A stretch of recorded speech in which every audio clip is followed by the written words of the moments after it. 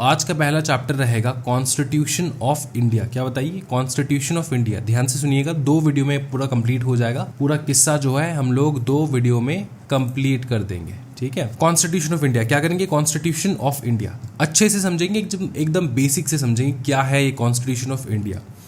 अच्छा, अपने को इतना तो पता है सर कि बचपन से हम लोग सुनते आ रहे हैं सर कि डॉक्टर भीमराव रामजी अंबेडकर है हमारे father of the Indian constitution, है कि नहीं? बताइए ना। हाँ जी, ये कौन थे? एक इंडियन जूरिस्ट थे, समझ में आ रहा है? इकोनॉमिस्ट थे, सोशल रिफॉर्मर थे, पॉलिटिकल लीडर थे, समझ में आ रहा है? जिन्होंने लीड किया, क्या लीड किया? जिन्होंने लीड किया, क्या लीड किया बताइए ना। इन्होंने लीड किया कमिटी। सर कौन सा कमिटी? उस कमिटी को जिस कमिटी ने ये कॉन्स्टिट्यूशन ड्राफ्ट किया, समझ में आ रहा है?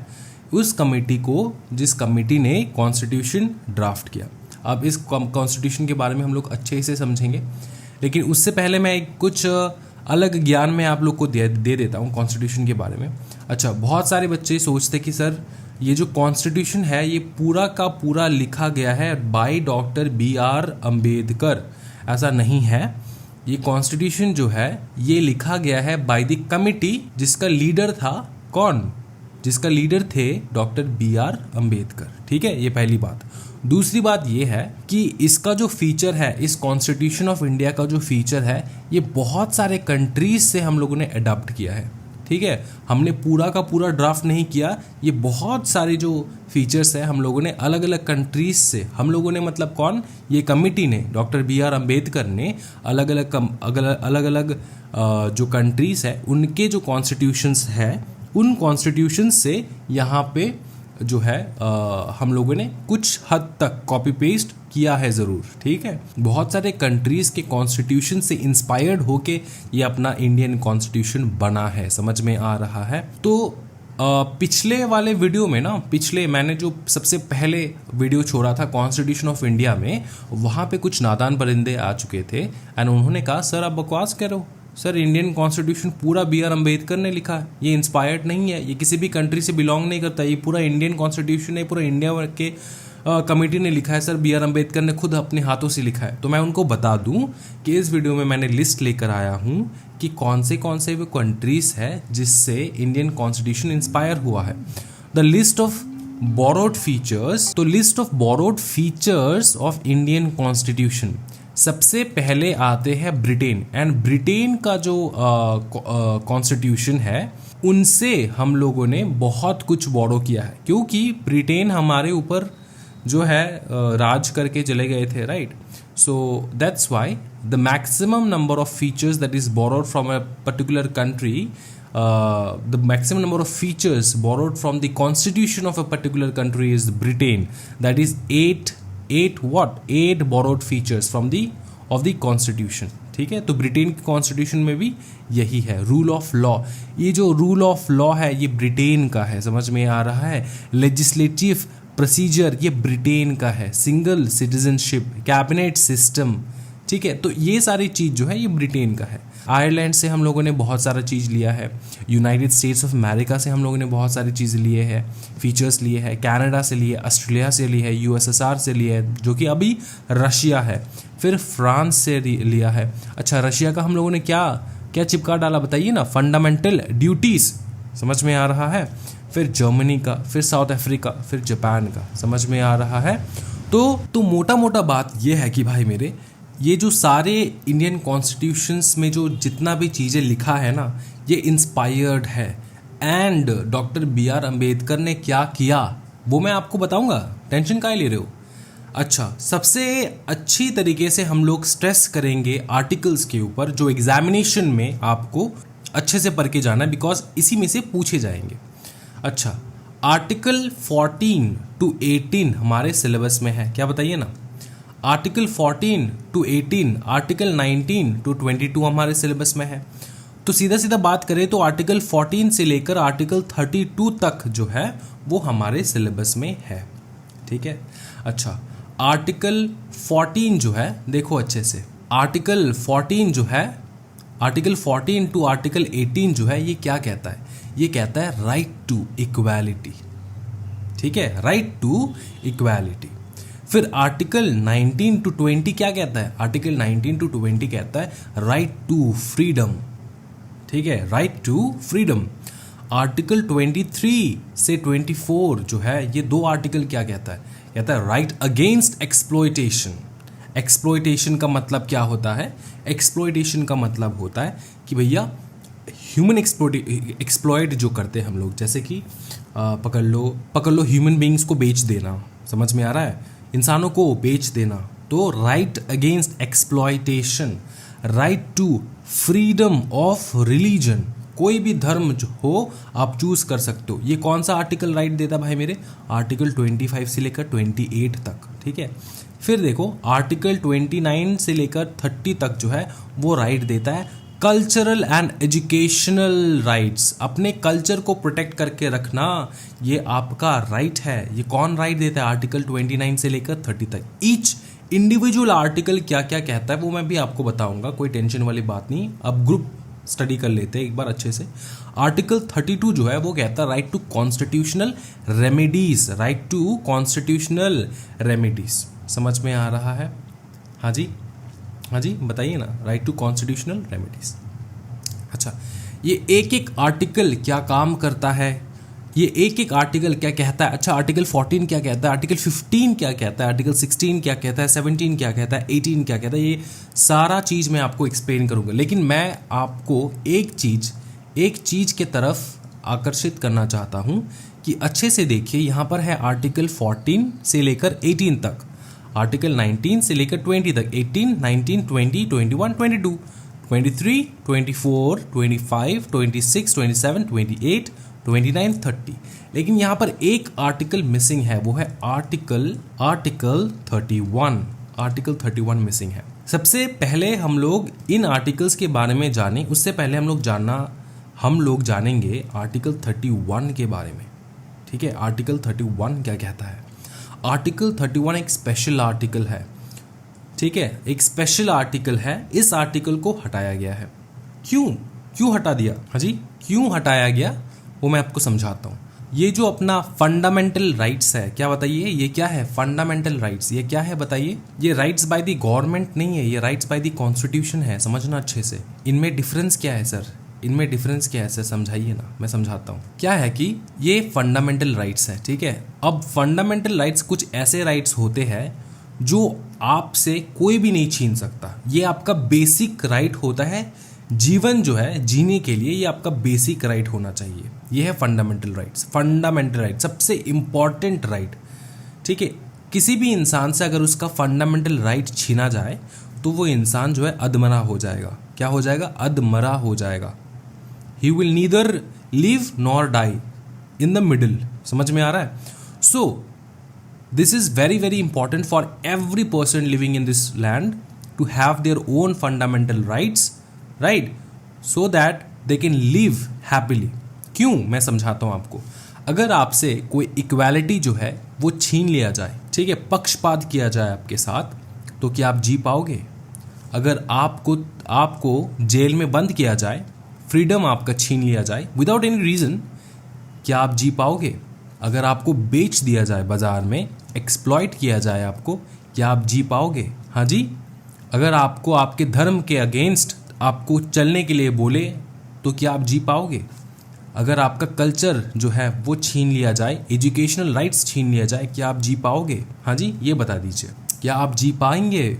नहीं जी पाएंगे सर, क्योंकि ये हमारा बेसिक अधिकार है।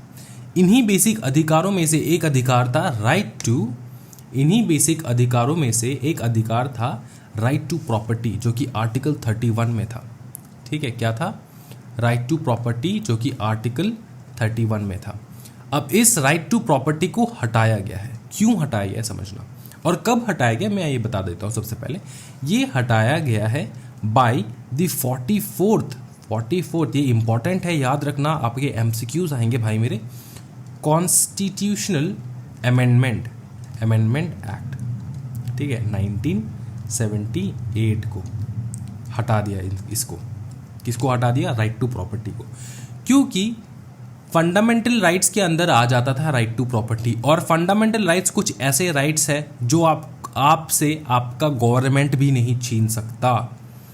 गवर्नमेंट भी नहीं छीन सकता। समझ में आ रहा है? गवर्नमेंट छीन ही नहीं सकता विदाउट एनी रीज़न।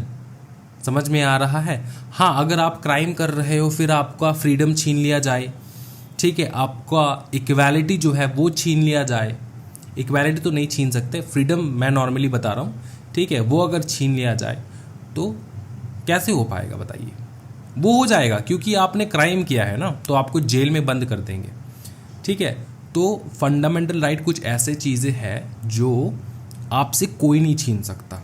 तो इनमें से एक राइट था अपना राइट टू प्रॉपर्टी। मतलब ऐसा चीज़ है, अंबेडकर साहब ये बोलना चाहते थे कि भैया आप अगर इंडिया के हो तो आपको जमीन, दैट इज लैंड, मतलब प्रॉपर्टी के हिसाब से हम लोग पकड़ रहे हैं, प्रॉपर्टी का पूरा अधिकार मिलेगा। आप खरीदो ना खरीदो, गवर्नमेंट आपको प्रॉपर्टी देंगे। अब सोच लो, आज के डेट में अगर कुछ ऐसा हो जाए कि गवर्नमेंट प्रॉपर्टी देने लग जाए, समझ में आ रहा है? आप इंडियन सिटीजन हो, आपको प्रॉपर्टी मिल जाएगा, तो क्या इंडिया में हम लोग सरवाइव कर पाएंगे? क्या आज इंडिया में एक भी कोना बचेगा प्रॉपर्टी का अगर फ्री में मिल जाए, फ्री में गवर्नमेंट डिस्ट्रीब्यूट कर दे? तो गवर्नमेंट को ये रियलाइज हो गया 1978 में कि भैया इसको तो हटाना पड़ेगा। तो सर इसको इन द फर्स्ट प्लेस इसको लाया क्यों गया था? समझो, इन द फर्स्ट प्लेस लाया क्यों गया था? 1947 का पार्टीशन याद करो, इंडिया का में जो पार्टीशन हुआ था वो याद करो। उसमें क्या हुआ भैया? इंडिया का मैप है ये, ठीक है, इंडिया का मैप है ये, यहाँ पर है अपना पाकिस्तान, ठीक है, यहाँ पर है अपना बांग्लादेश, ठीक है। अब क्या हो जाता है कि भैया जब पाकिस्तान से ट्रेन में बैठ के, पहले तो ये पूरा इंडिया था ना, ये तो पूरा इंडिया था पार्टीशन से पहले, लेकिन उसके बाद जब पार्टीशन हुआ फिर अंबेडकर साहब ने कहा कि भाई साहब जो जो इंडिया आना चाहते हैं वो आ जाइए, ठीक है, एंड जो बाहर रहना चाहते हैं वो चले जाइए, कोई दिक्कत वाली बात नहीं है, ठीक है। तो ऐसा हुआ, तो फिर इंडिया में जो जिनका घर ज़मीन पाकिस्तान में है वो इंडिया में कैसे आ जाए? पहले ये बताओ। जिसका घर ज़मीन बांग्लादेश में है वो इंडिया में कैसे आ जाए? अपना घर ज़मीन छोड़ के कैसे आ जाए? क्या ये पॉसिबल है किसी भी इंसान के लिए? तो अंबेडकर साहब ने रियलाइज़ किया एंड बोला कि आप लोग टेंशन ना लीजिए भाई मेरे, पार्टीशन तो हो रहा है लेकिन you will have the right to property in India. अगर आप चाहते हो यहाँ पे आना तो आप आ सकते हो, एंड अगर आप आए यहाँ पे then you will have the right of property, आपको प्रॉपर्टी दिया जाएगा, आप चैन से रह पाओगे, उसका आप टेंशन ना लीजिए, ठीक है। तो ये उस टेम्पररी पर्पस के लिए ये बनाया गया था, समझ में आ रहा है? एंड इसको फंडामेंटल राइट्स में इसीलिए हम लोगों ने घुसा दिया सो दैट कोई भी गवर्नमेंट आ जाए, कोई भी सत्ता पलट जाए, कोई भी गवर्नमेंट आ जाए तो इससे कॉमन पब्लिक से ये छीन नहीं सकते। समझ में आ रहा है? छीन नहीं सकते, ठीक है। लेकिन after some particular period of time ये जो आर्टिकल है, इस आर्टिकल का कोई मतलब नहीं बनता था, बिकॉज पार्टीशन वगैरह सब कुछ खत्म हो चुका था, सब लोग सेटल हो चुके थे। अब आपके जो बच्चे हैं उनको क्यों हम लोग प्रॉपर्टी दे, है कि नहीं? या कोई भी बंदा अगर बाहर से आके इंडियन सिटीजन बनना चाहता है, उनको क्यों हम प्रॉपर्टी दे? आप कमाओ फिर खरीदो, ठीक है। अगर आपका बच्चा, हमने आपको दिया, आपका बच्चा कमाएगा फिर खरीदेगा प्रॉपर्टी, गवर्नमेंट का ही देगा प्रॉपर्टी। ऐसा करने से तो भैया लैंड सब चला जाएगा, राइट?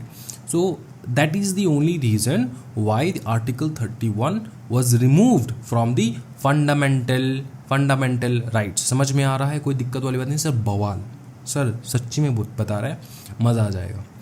देखो, तो ये समझ चुके आप, कोई दिक्कत वाली बात नहीं है, आपको समझा दिया मैंने कि अंबेडकर साहब ने ये जो आर्टिकल्स है कितना ब्यूटीफुली डिज़ाइन किया है, ठीक है। And article 31 after some period of time it was removed, ठीक है। कौन से अमेंडमेंट से रिमूव हुआ? 44th constitutional amendment act 1978। इस चीज़ का याद रखना भैया, वरना दिक्कत हो जाएगा, ठीक है, वरना दिक्कत हो जाएगा, ठीक है। तो ये मैंने यहाँ पे मतलब ऐसे जो है पिक्चर वगैरह डाल रखा है सो दैट आप लोग समझ जाओ, ठीक है। तो इनको चाहिए भैया अधिकार, किस चीज़ का अधिकार चाहिए? प्रॉपर्टी का अधिकार। वो मिल सकता था आपको, लेकिन 1978 से पहले, उसके बाद जो है उसको हटाया गया है। प्रीवियसली एक बार हम लोग रीड कर लेंगे यहाँ से।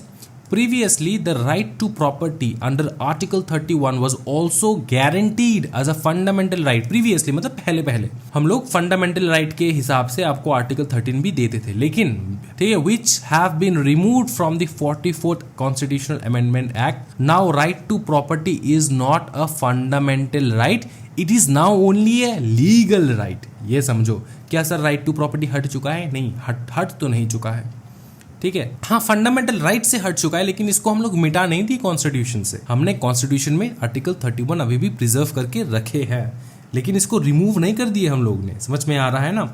अच्छा, अब ये जो लीगल राइट है, देखो इसका मतलब क्या है। मतलब ये लोग बोलना चाहते कि भैया ये फंडामेंटल राइट से हम लोग हटा के इसको लीगल राइट कर दिए। लीगल राइट का मतलब होता है, लीगल राइट का मतलब होता है कि भैया आप खरीद सकते हो प्रॉपर्टी, आप प्रॉपर्टी का मालिक हो सकते हो, लीगली खरीद सकते हो। कैसे खरीदेंगे? पट्टा करा लेंगे, समझ में आ रहा है?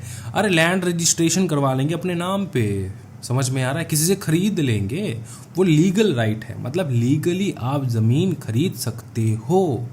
किसका सर? कहाँ का ज़मीन खरीदे? भैया इंडिया का, अगर आप इंडियन सिटीजन हो तो। समझ में आ रहा है? तो property is not a fundamental right, it is now a legal right. ये क्वेश्चन पूछा जा सकता है, तो आप आराम से जवाब दे देना, ठीक है। बोल देना कि सर सैम ने समझाया था। चलो आगे बढ़ते हैं। अच्छा, सबसे पहले हम लोग देखेंगे, क्या देखेंगे सर? मैं आपको समझा दूं। सबसे पहले हम लोग देखेंगे अभी जो है वो देखेंगे हम लोग स्टेट। क्या बताइए ना? स्टेट देखेंगे, ठीक है। स्टेट क्या है? अच्छा सर, ये आपने एक्सप्लेन नहीं किया सर। ये राइट टू फ्रीडम का आर्टिकल 14, 15, हाँ जी sir 16, sir 17, sir 18, right to equality का, ये सारा आपने एक्सप्लेन नहीं किया। ये एक एक करके मैं एक्सप्लेन करूँगी, एक एक इंडिविजुअली मैं एक्सप्लेन करूँगा, अच्छे से लिखवा दूंगा, आप लोग टेंशन ना लीजिए, ठीक है। और ये PDF में अवेलेबल भी करवा दूंगा, आप इस PDF से आराम से कर सकते हो। अगर पॉसिबल हो तो मैं अवेलेबल करवा दूंगा, ठीक है। चलो आगे बढ़ते हैं। अच्छा, यहाँ से शुरू करते हैं। एक डेफिनेशन है जो बहुत बवाल है, ये आपको समझना होगा। डेफिनेशन ऑफ स्टेट, ठीक है। स्टेट का मतलब क्या होता है? अब जैसे हम लोग स्टेट कहते हैं ना, स्टेट का मतलब आप लोग समझते हो, अच्छा वेस्ट बंगाल, अच्छा वेस्ट बंगाल होगा, अच्छा बिहार होगा, अच्छा हाँ जी महाराष्ट्र होगा, फिर अच्छा महाराष्ट्र नहीं, हाँ जी जम्मू एंड कश्मीर। अरे ऐसा नहीं होता है। स्टेट हम लोग यहाँ पे कॉन्स्टिट्यूशन में जब हम लोग स्टेट पकड़ेंगे, स्टेट मतलब कंट्री, द गवर्नमेंट, समझ में आ रहा है? हाँ जी, दी गवर्नमेंट, उसको हम लोग स्टेट कह रहे हैं, ठीक है। स्टेट कह रहे हैं हम लोग गवर्नमेंट को। अब स्टेट में बोला जाए तो क्या क्या इंक्लूडेड है वो हम लोग देखेंगे। स्टेट इंक्लूड्स,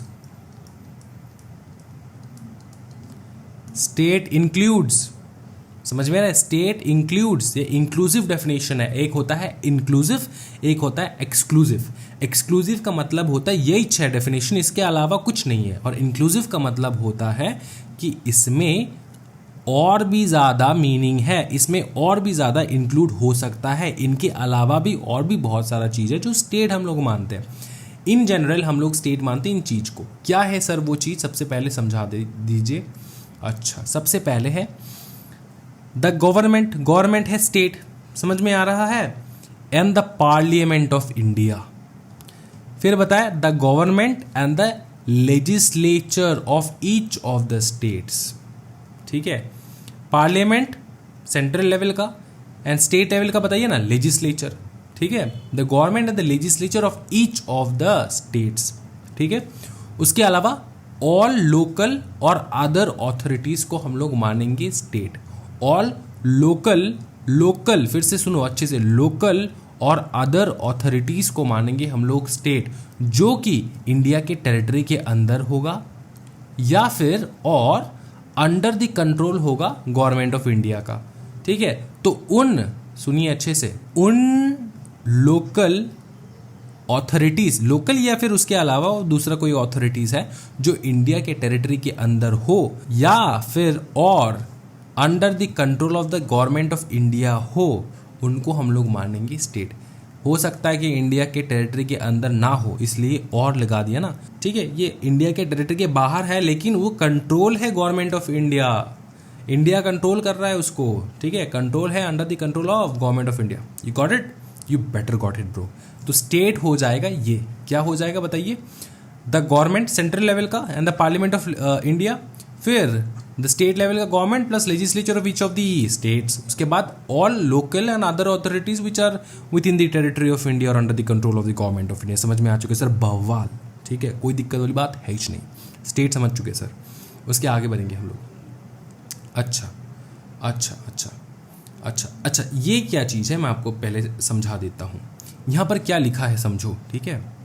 यहाँ पर लिखा है कि सुप्रीम कोर्ट जो है ना, उन्होंने ये टेस्ट वगैरह दिया है, ये देखो ना, फॉलोइंग टेस्ट वगैरह दिया है, जिससे हम लोग डिटरमाइन कर सकते हैं, जिसलिए हम लोग डिटरमाइन कर सकते हैं कि कोई भी एंटिटी जो है, कोई भी एंटिटी जो है वो एजेंसी है कि नहीं स्टेट का, ठीक है, इंस्ट्रूमेंटलिटी या फिर एजेंसी है कि नहीं स्टेट का। मतलब समझाता हूँ मैं, क्या होता था, ठीक है, क्या होता था, फॉर एग्जाम्पल, हाँ जी, फॉर एग्जाम्पल मैं समझाता हूँ। फॉर एग्जाम्पल समझो, स्टेट बैंक ऑफ इंडिया, क्या ये एक ऑथोरिटी है? हाँ जी, एक ऑथोरिटी है। क्या इसको कंट्रोल कर रहा है by GOI, government of India? हाँ जी, ये गवर्नमेंट ऑफ इंडिया कंट्रोल कर रहा है। क्या ये एक स्टेट है फिर? यस, ये एक स्टेट है, ठीक है, ये एक स्टेट है। समझ में आ चुका है। अब पकड़ ले, गवर्नमेंट ऑफ इंडिया का कोई स्टाफ मेंबर जो है, उसको एक जेरोक्स निकालना था, ठीक है, और ये बैंक का जो जेरोक्स मशीन था वो ख़राब हो चुका था, तो वो रास्ते से होके निकला, निकलने के बाद वो बाहर दुकान में जाके जेरोक्स करवाया, ठीक है। दुकानदार जो है वो इस बैंक के लिए जेरोक्स करके देता है, ठीक है। ये दुकान जो है ये एक एंटिटी है, समझ में आ रहा है। अब ये एंटिटी क्लेम करने लग गया अपने आप को, भैया हम तो गवर्नमेंट का है, हम गवर्नमेंट का है, हमारा जो है ये गवर्नमेंट एजेंसी है, हम एज ए एजेंट काम करते हैं गवर्नमेंट का, ये क्लेम करने लग गया ये दुकानदार। समझ में आ रहा है। तो SBI ने बोला भैया वो कैसे, बोले कि भैया आप अपने सारे काम जो है वो हमारे से करवाते हैं, आपका हमारा रिलेशन है जेरोक्स का, तो आप क्या बन जाओगे, हम बन जाएंगे आपका एजेंट। समझ में आ रहा है। स्टेट बैंक को ऐसा बोल दिया इस जेरोक्स वाले दुकान ने। फिर स्टेट बैंक गया सुप्रीम कोर्ट के पास। अच्छा, ये कहानी मैं ऐसे बना के बोल रहा हूँ आपको, फिर मतलब चीज़ ऐसा ही है, इसका एक प्रैक्टिकल केस लॉ है, वो मैं आपको बताऊंगा, कोई टेंशन वाली बात नहीं है। फिर सुप्रीम कोर्ट ने एक जजमेंट निकाला, सुप्रीम कोर्ट ने एक जजमेंट निकाला। जजमेंट जो है वो कैसे निकलता है, किसी भी केस से निकलता है, राइट, किसी भी केस से निकलता है। वो केस क्या है, ठीक है, वो केस है, लिख लो, एग्जामिनेशन में आएगा फटाफट, ठीक है। अजय हसिया वर्सेस खालिद मुजीब, खालिद बताइए, खालिद मुजीब। इस केस में बताया गया कि कोई भी एंटिटी वो गवर्नमेंट का है कि नहीं, वो कैसे पता लगता है। तो ये एग्जामिनेशन में आ सकता है, आप ना इसको अच्छे से याद कर लेना है, ठीक है। अच्छा, सबसे पहले बताए कि जितना मैं मार्क करवाऊंगा ना, आग बंद करके उतना ही करना है। सबसे पहले बताए कि अगर अंटायर शेयर कैपिटल, नंबर 1 क्या बोल रहा है देखो, अगर अंटायर शेयर कैपिटल उस कॉरपोरेशन का अगर हेल्ड हो रहा हो by the government of India, तब जाके वो एज ए एजेंट हम लोग मान सकते कि भैया पूरा शेयर कैपिटल होल्ड करके रखा है गवर्नमेंट ऑफ इंडिया, तो वो तो गवर्नमेंट कंपनी बन गया ना। वो कॉरपोरेशन कंपनी हो या फिर नॉर्मल कॉरपोरेशन हो, एंटिटी हो, तो वो जो है, सर कॉरपोरेशन एंड कंपनी में डिफरेंस क्या है भाई मेरे, आपको कंपनी लॉ का लेक्चर देखना होगा तब जानने के लिए, ठीक है। कंपनी लॉ में मैंने बता रखा है कि भैया every company is a corporation but every corporation is not a company. क्योंकि अगर आपको कंपनी बनना है, आपको सबसे पहले बनना होगा कॉरपोरेशन, ठीक, उसके बाद आपको रजिस्टर करवाना होगा अपने आप को, अपनी कंपनी को, ठीक है, अपने कॉरपोरेशन को अंडर द कंपनीज एक्ट 2013। तो जितने भी एंटिटीज, जितने भी कॉरपोरेशन ने रजिस्टर करवा रखा है अंडर द कंपनीज एक्ट 2013, वो बन जाते हैं कंपनी। समझ में आ रहा है। तो normally every company is a corporation, ठीक है, कंपनी बनने के पहले वो कॉरपोरेशन था, ठीक है। कॉरपोरेट स्टेटस है उसका भाई मेरे, बहुत डीप नॉलेज है, वो आपको कंपनी लॉ में मिलेगा, ठीक है। यहाँ पर देखो क्या बताया मैंने कि it would go a long way towards indicating that the corporation is an instrumentality और एजेंसी ऑफ द गवर्नमेंट। इतना मत पढ़ो, सिर्फ इतना याद रखो कि अगर एंटायर शेयर कैपिटल उस कॉर्पोरेशन का हेल्ड कर रहा है बाय द गवर्नमेंट तो भैया वो गवर्नमेंट का है, ठीक है। अगर फिनेंशियल असिस्टेंस मिल रहा है, अगर फिनेंशियल असिस्टेंस मिल रहा है, कौन दे रहा है? ऑफ द स्टेट दे रहा है फिनेंशियल असिस्टेंस, समझ में आ रहा है।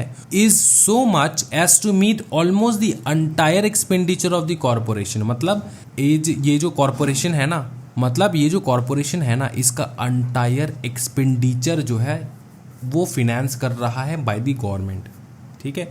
किसी भी प्रकार का, एक प्रैक्टिकल बात समझो यार, किसी भी प्रकार का कंपनी है यहाँ पे, किसी भी प्रकार का क्या है बताइए ना, या कॉर्पोरेशन है, दुकान है, इसका जो जितना भी खर्चा पानी लगता है वो गवर्नमेंट देता है, गवर्नमेंट कंट्रोल करता है, इसका जितना भी फिनेंशियल असिस्टेंस है वो गवर्नमेंट देता है।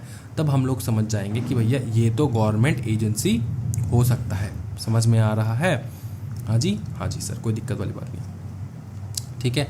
उसके बाद अगर वो मोनोपोली स्टेटस होल्ड कर रहा है तो, अगर वो मोनोपोली स्टेटस होल्ड कर रहा है तो भैया मोनोपोली स्टेटस जो है वो गवर्नमेंट तभी देगा अगर आप लोग मोनोपोली स्टेटस, याद रखो अच्छे से, मोनोपोली स्टेटस तभी देगा गवर्नमेंट जब गवर्नमेंट के खास हो आप। समझ में आ रहा है? मोनोपोली स्टेटस का मतलब ये होता है कि आपको एक किसी भी प्रकार का बिजनेस करने का लाइसेंस दे दिया है और वो लाइसेंस जनरल पब्लिक को अवेलेबल नहीं है। जैसे मैं आपको समझाता हूँ, रेलवे, ठीक है, रेलवे क्या है, गवर्नमेंट जो है वो मोनोपोली है उनका, क्योंकि रेलवे जो है वो सेंट्रल गवर्नमेंट ऑफ इंडिया का है अभी, राइट।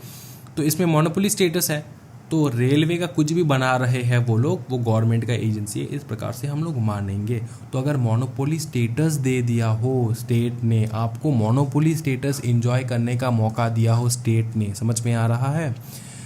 इसके बाद बोले deep and pervasive state control में afford an indication that the corporation is state agency. मतलब कि अगर आपका ऑर्गेनाइजेशन, आपका कॉर्पोरेशन, आपका एंटिटी जो भी है, इसका कंप्लीट कंट्रोल स्टेट कर रहा है, मतलब गवर्नमेंट ऑफ इंडिया कर रहा है, तो जाके हम लोग कह सकते हैं कि भैया ये स्टेट एजेंसी है, ठीक है। उसके बाद अच्छा, फंक्शंस जो है ना इस कॉर्पोरेशन का कुछ ऐसा है कि वो पब्लिक इंपॉर्टेंस से डील करता है, are of public importance and closely related to government functions, ठीक है, closely related to government function. For example पकड़ लो हॉस्पिटल वगैरह, ठीक है, गवर्नमेंट हॉस्पिटल वगैरह, समझ में आ रहा है? पब्लिक इंपॉर्टेंस, पब्लिक को जो है जैसे पब्लिक इंपॉर्टेंस मैंने वही बता दिया आपको, गवर्नमेंट हॉस्पिटल वगैरह, तो वो जो है गवर्नमेंट फंक्शंस जो है, जिस प्रकार का गवर्नमेंट जो है काम करता है उसी प्रकार का काम कर रहा है ये corporation, then we can say that it is a kind of, बताइए ना, स्टेट एजेंसी। समझ में आ रहा है? हाँ जी, ओके। उसके बाद if a department of government is transferred to a corporation, ठीक है, a department of government is transfer to a corporation, मतलब पकड़ लो, मैं आपको समझाता हूँ कि गवर्नमेंट ऑफ इंडिया का एक डिपार्टमेंट, ये बहुत सारा डिपार्टमेंट है, पकड़ लो, ठीक है, ये डिपार्टमेंट ये संभालता है, ये डिपार्टमेंट ये संभालता है, ये डिपार्टमेंट ये संभालता है, ये डिपार्टमेंट ये संभालता है, पकड़ लो, ये अलग अलग डिपार्टमेंट्स है गवर्नमेंट ऑफ इंडिया का। कोई भी एक डिपार्टमेंट या दो, कोई भी हो सकता है डिपार्टमेंट, अगर आप ट्रांसफ़र कर दो किसी कॉर्पोरेशन के पास, किसी कंपनी के पास, एंड बोल दो कि भाई साहब तू कंपनी, तू एक काम कर, तू ही चला इस डिपार्टमेंट का देखभाल, तू ही कर, इस डिपार्टमेंट को तू ही चला, तो हम लोग कह सकते हैं ये जो कॉर्पोरेशन है या फिर ये कंपनी है, ये गवर्नमेंट रिलेशन है, गवर्नमेंट एजेंसी, मतलब स्टेट एजेंसी है इसमें। समझ में आ रहा है? हाँ जी, एजेंट का relationship है। If a department of government is transferred to a corporation, it would be a strong factor supporting an influence of the corporation being an instrumentally or agency of the government। समझ में आ चुका है? कोई दिक्कत वाली बात है नहीं सर? तो सर ये एग्जामिनेशन में आता है, बहुत बार आ जाता है, तो ये अच्छे से कर लेना है। हम लोग आगे बढ़ सकते हैं, अच्छे से बताओ। हाँ जी, कब कब हम लोग मानेंगे कि भैया ये जो स्टेट है, ये जो कॉर्पोरेशन है, ये एजेंसी है, ठीक है, स्टेट का एजेंट है, कैसे मान लेंगे बताइए? अगर एंटायर शेयर कैपिटल, सिर्फ इतना याद रखना क्योंकि आप लोग का एमसीक्यू है ना, आप लोग ऐसा याद रखना है, अगर एंटायर शेयर कैपिटल हेल्ड कर रहा है, जैसे कि अगर एंटायर शेयर कैपिटल हेल्ड कर रहा है गवर्नमेंट ऑफ इंडिया, अगर फुल फिनेंशियल असिस्टेंस दे रहा है, आपका ऑलमोस्ट एंटायर एक्सपेंडिचर संभाल रहा है गवर्नमेंट, ठीक है, आपके पास मोनोपोली स्टेटस है और डीप एंड परवेसिव कंट्रोल कर रहा है स्टेट, ठीक है, एंड उसके बाद हाँ जी फंक्शंस है आपका जैसे गवर्नमेंट ऑफ इंडिया का है उसी प्रकार का, पब्लिक इंपॉर्टेंस से रिलेटेड है। उसके बाद कोई भी डिपार्टमेंट गवर्नमेंट का जो हम लोगों ने ट्रांसफ़र कर दिया किसी कॉरपोरेशन के पास, तो हम लोग corporation and government of India जो है उसका हम लोग कह सकते हैं कि भैया हाँ जी एजेंसी रिलेशनशिप है इसमें, ठीक है, कोई दिक्कत वाली बात नहीं है। अच्छा, ये हो चुका है। अब हम लोग आर्टिकल शुरू करने वाले हैं, ठीक है, अब हम लोग शुरू करने वाले हैं आर्टिकल। आर्टिकल शुरू करने से पहले एक चीज़ छूट गया मेरे से, मैं एक बार कह दूँ आपको, ठीक है, पर मतलब एक बार डिस्कस कर लेते हैं, ठीक है, प्रीएम्बल के बारे में डिस्कस कर लेते थोड़ा, ठीक है। प्रीएम्बल प्रीएम्बल प्रीएम्बल क्या होता है भैया? प्रीएम्बल क्या होता है सर? हाँ जी, ये हाईलाइट होता है, हाईलाइट, ये हाईलाइट होता है इंडियन कॉन्स्टिट्यूशन का, कि ये जो इंडियन कॉन्स्टिट्यूशन है ये क्या कहना चाहता है, अरे कहना क्या चाहते हो, वो वाला हाईलाइट समझ में आ रहा है। तो ये प्रीएम्बल क्या कहता है? प्रीएम्बल कहता है कि भैया द प्रीएम्बल डिक्लेयर्स इंडिया, इस प्रकार से आप लिख भी सकते हो, the preamble declares India, the preamble declares India to be a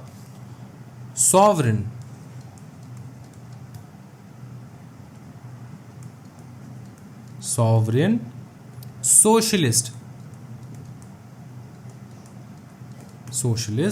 secular, ठीक है। ये वर्ड जो है ना आपने बहुत कंट्रोवर्सी में सुना होगा, सेक्युलर जो कांग्रेस ने घुसाया है इसको कॉन्स्टिट्यूशन में, सेक्युलर ये क्यों मैं आपको समझाऊंगा, कोई टेंशन वाली बात नहीं है, ठीक है। सेक्युलर, डेमोक्रेटिक रिपब्लिक, ठीक है, डेमोक्रेटिक रिपब्लिक, ठीक है, India to be a sovereign socialist secular democratic republic and बोले and secures to all the citizens, to all its citizens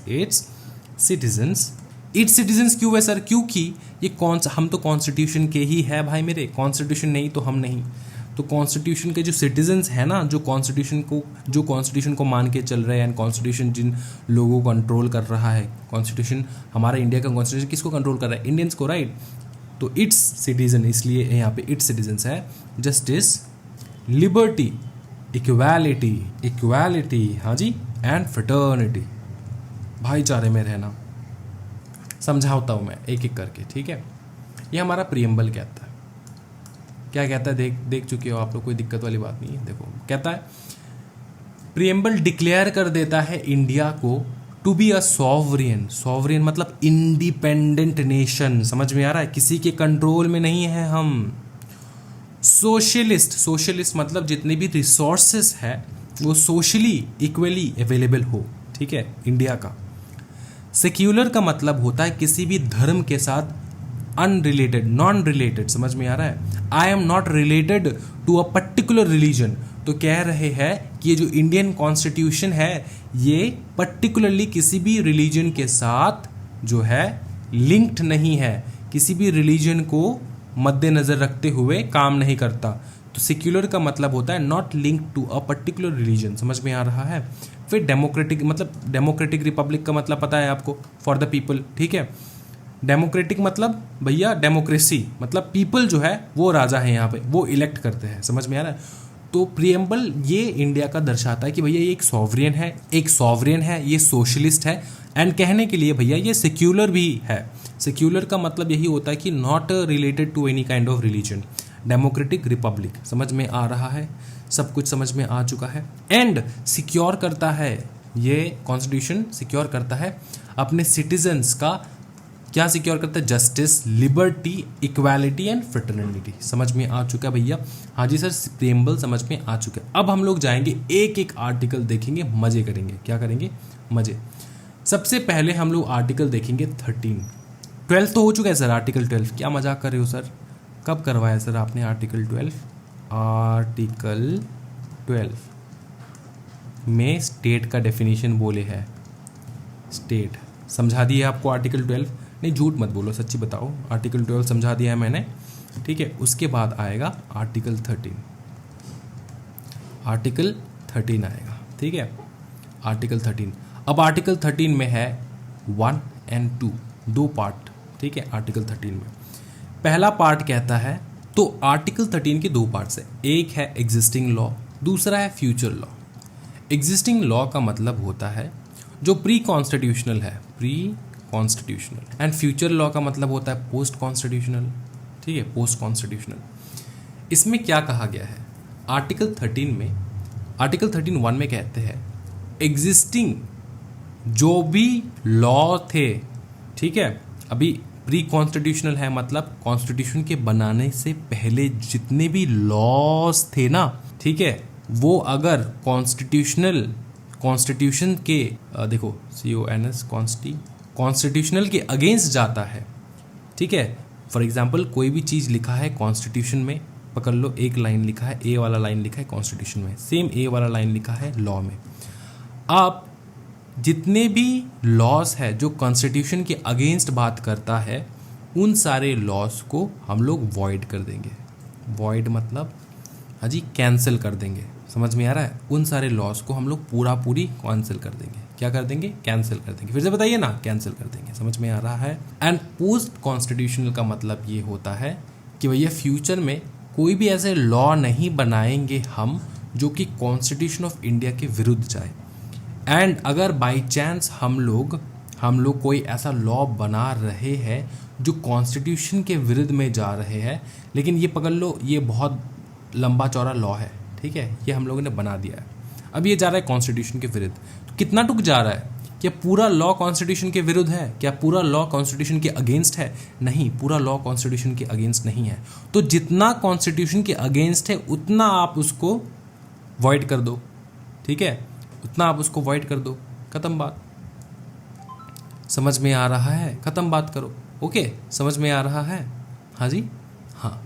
तो यही बताने की कोशिश कर रहे हैं यहाँ पे कि पोस्ट कॉन्स्टिट्यूशनल में फ्यूचर में अगर कोई भी लॉ बन रहा है तो वो अगेंस्ट तो बनना नहीं चाहिए, पहली बात। और अगर अगेंस्ट बन रहा है, क्या पूरा लॉ अगेंस्ट में है? नहीं सर, पूरा लॉ अगेंस्ट में नहीं है। तो अगर पूरा लॉ अगेंस्ट में नहीं है, जितना तक अगेंस्ट में है उतना आप उसको वॉइड करवा दो। बाकी का जो लॉ है, पकड़ लो 3 पन्ने का लॉ है, 2 पन्ने का लॉ अगेंस्ट में जा रहा है फंडामेंटल राइट्स के, तो आप क्या कर सकते हो कि भैया उस 2 पन्ने जो है ना, वो 2 पन्ने को आप वॉइड करवा दो, बाकी 1 पन्ना जो है वो उसको मान सकते हो आप, कोई दिक्कत वाली बात नहीं है। ठीक है, समझ में आ चुका है, कोई दिक्कत वाली बात नहीं है। तो यहाँ से एक बार हम लोग मार्किंग करवा लेंगे, ठीक है। सर ये पुराने PM और नए PM का फ़ोटो काहे लगवाया आप? हम बताएंगे, काहे टेंशन ले रहे हो। देखो, justifiability of the fundamental rights, justice मिलेगा किसको? फंडामेंटल राइट्स को। देखो क्या बोले, existing law article 13(1) and future law article 13(2) बोले relates to the law already existing in force, जो कि ऑलरेडी एग्जिस्ट कर रहा है, तो that is law which were in force before the commencement of the constitution, ठीक है।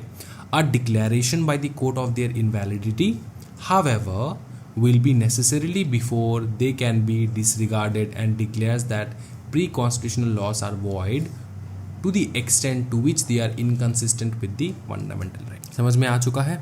हाँ जी। आर्टिकल 31 कहता है एग्जिस्टिंग लॉ के बारे में, ठीक है, जैसे मैंने यहाँ पे आपको बताया एग्जिस्टिंग लॉ है, ओके, एग्जिस्टिंग लॉ है, इसमें भी सेम ही चीज़ है। अगर ये एग्जिस्टिंग लॉ है, ये लॉ एग्जिस्ट कर रहा है, कॉन्स्टिट्यूशन में बहुत कुछ लिख डाला है यहाँ पे, जैसे यहाँ पे कॉन्स्टिट्यूशन में बहुत कुछ लिख डाला है, तो एग्जिस्टिंग लॉ एंड कॉन्स्टिट्यूशन के बीच में जो है तकरार हो रहा है, कॉन्स्टिट्यूशन एंड एग्जिस्टिंग लॉ अलग अलग चीज़ बात कर रहा है, तो कॉन्स्टिट्यूशन जीतेगा। समझ में आ रहा है? इस पंजे में कॉन्स्टिट्यूशन जीतेगा। जितना लॉ यहाँ पे लिखा है ना जो कॉन्स्टिट्यूशन के विरुद्ध में बोल रहा है, उतना लॉ जो है कॉन्स्टिट्यूशन का ही फॉलो करेंगे हम लोग। फॉर एग्जांपल मैं आपको समझाता हूँ, ईजी भाषा में समझाता हूँ। ये एग्जिस्टिंग लॉ है, प्री कॉन्स्टिट्यूशनल लॉ है जो एग्जिस्ट कर रहे हैं, ठीक है। अब ये यहाँ पे बहुत सारे लॉ लिख के दिए हैं हम लोगों ने, और यहाँ पे कॉन्स्टिट्यूशन में बहुत सारे लॉस लिखा है। ये दोनों अपने आप से विरुद्ध जा रहा है। क्या दोनों बहुत ज़्यादा विरुद्ध जा रहे हैं अपने आप से? क्या पूरा का पूरा विरुद्ध जा रहा है? नहीं सर, पकड़ लो 2 पन्ने का ऐसा है जो विरुद्ध जा रहा है, तो अगर 2 पन्ने का विरुद्ध जा रहा है तो कॉन्स्टिट्यूशन और इसमें हम लोग कौन सा फॉलो करेंगे, हम लोग फॉलो करेंगे हमेशा कॉन्स्टिट्यूशन का। ठीक है, ये यहाँ पर बता रखे हैं, जो पन्ना विरुद्ध जा रहा है उसको ढक दो, उस एग्जिस्टिंग लॉ को ढक दो। ठीक है, फंडामेंटल जो राइट्स हम लोगों ने कॉन्स्टिट्यूशनल लॉस है उसको हम लोग मानने वाले हैं, ना कि एग्जिस्टिंग लॉ को हम लोग मानेंगे। समझ में आ रहा है। और ये जो है, ये जो 3 पन्ना बचा है ना, ये 3 पन्ना एग्जैक्टली जो फंडामेंटल राइट बोल रहा है उसी प्रकार का जो है मंशा रखते हैं, उसी प्रकार का थॉट्स एंड थिंकिंग रखता है ये 3 लॉस। तो भैया ये दोनों आराम से चलेगा, कोई दिक्कत वाली बात नहीं है, कोई प्रॉब्लम नहीं है। लेकिन पकड़ लो 2 लॉ ऐसा है, 2 पन्ने ऐसे जो लिख डाले ना, एग्जिस्टिंग लॉ में लिखा है। ठीक है, और फंडामेंटल राइट फॉर एग्जाम्पल मैं आपको बता देता हूँ। फॉर एग्जाम्पल ब्रिटिश काल के बारे में बात करते हैं। ब्रिटिश ने क्या किया, हाँ ब्रिटिश ने क्या किया बताइए ना। ब्रिटेन ने क्या किया कि बहुत सारे लॉज बनाए जहाँ पे जात पात का भी बहुत कुछ था। ठीक है, हायर पोस्ट लोअर पोस्ट का भी बहुत कुछ था। तो क्या वो हम लोग फॉलो करते आ जाएंगे?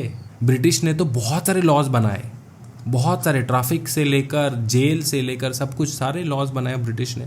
तो क्या हम लोग सब कुछ अनफॉलो कर देंगे? नहीं। कौन सा अनफॉलो करेंगे? हाँ जी, वो जात पात का अनफॉलो कर देंगे, बाकी लॉस हम लोग मानेंगे, जैसे कि जेल कैसे होता है वगैरह वगैरह, जो भी पनिशमेंट वगैरह थे वो हम लोग रख देंगे। क्यों?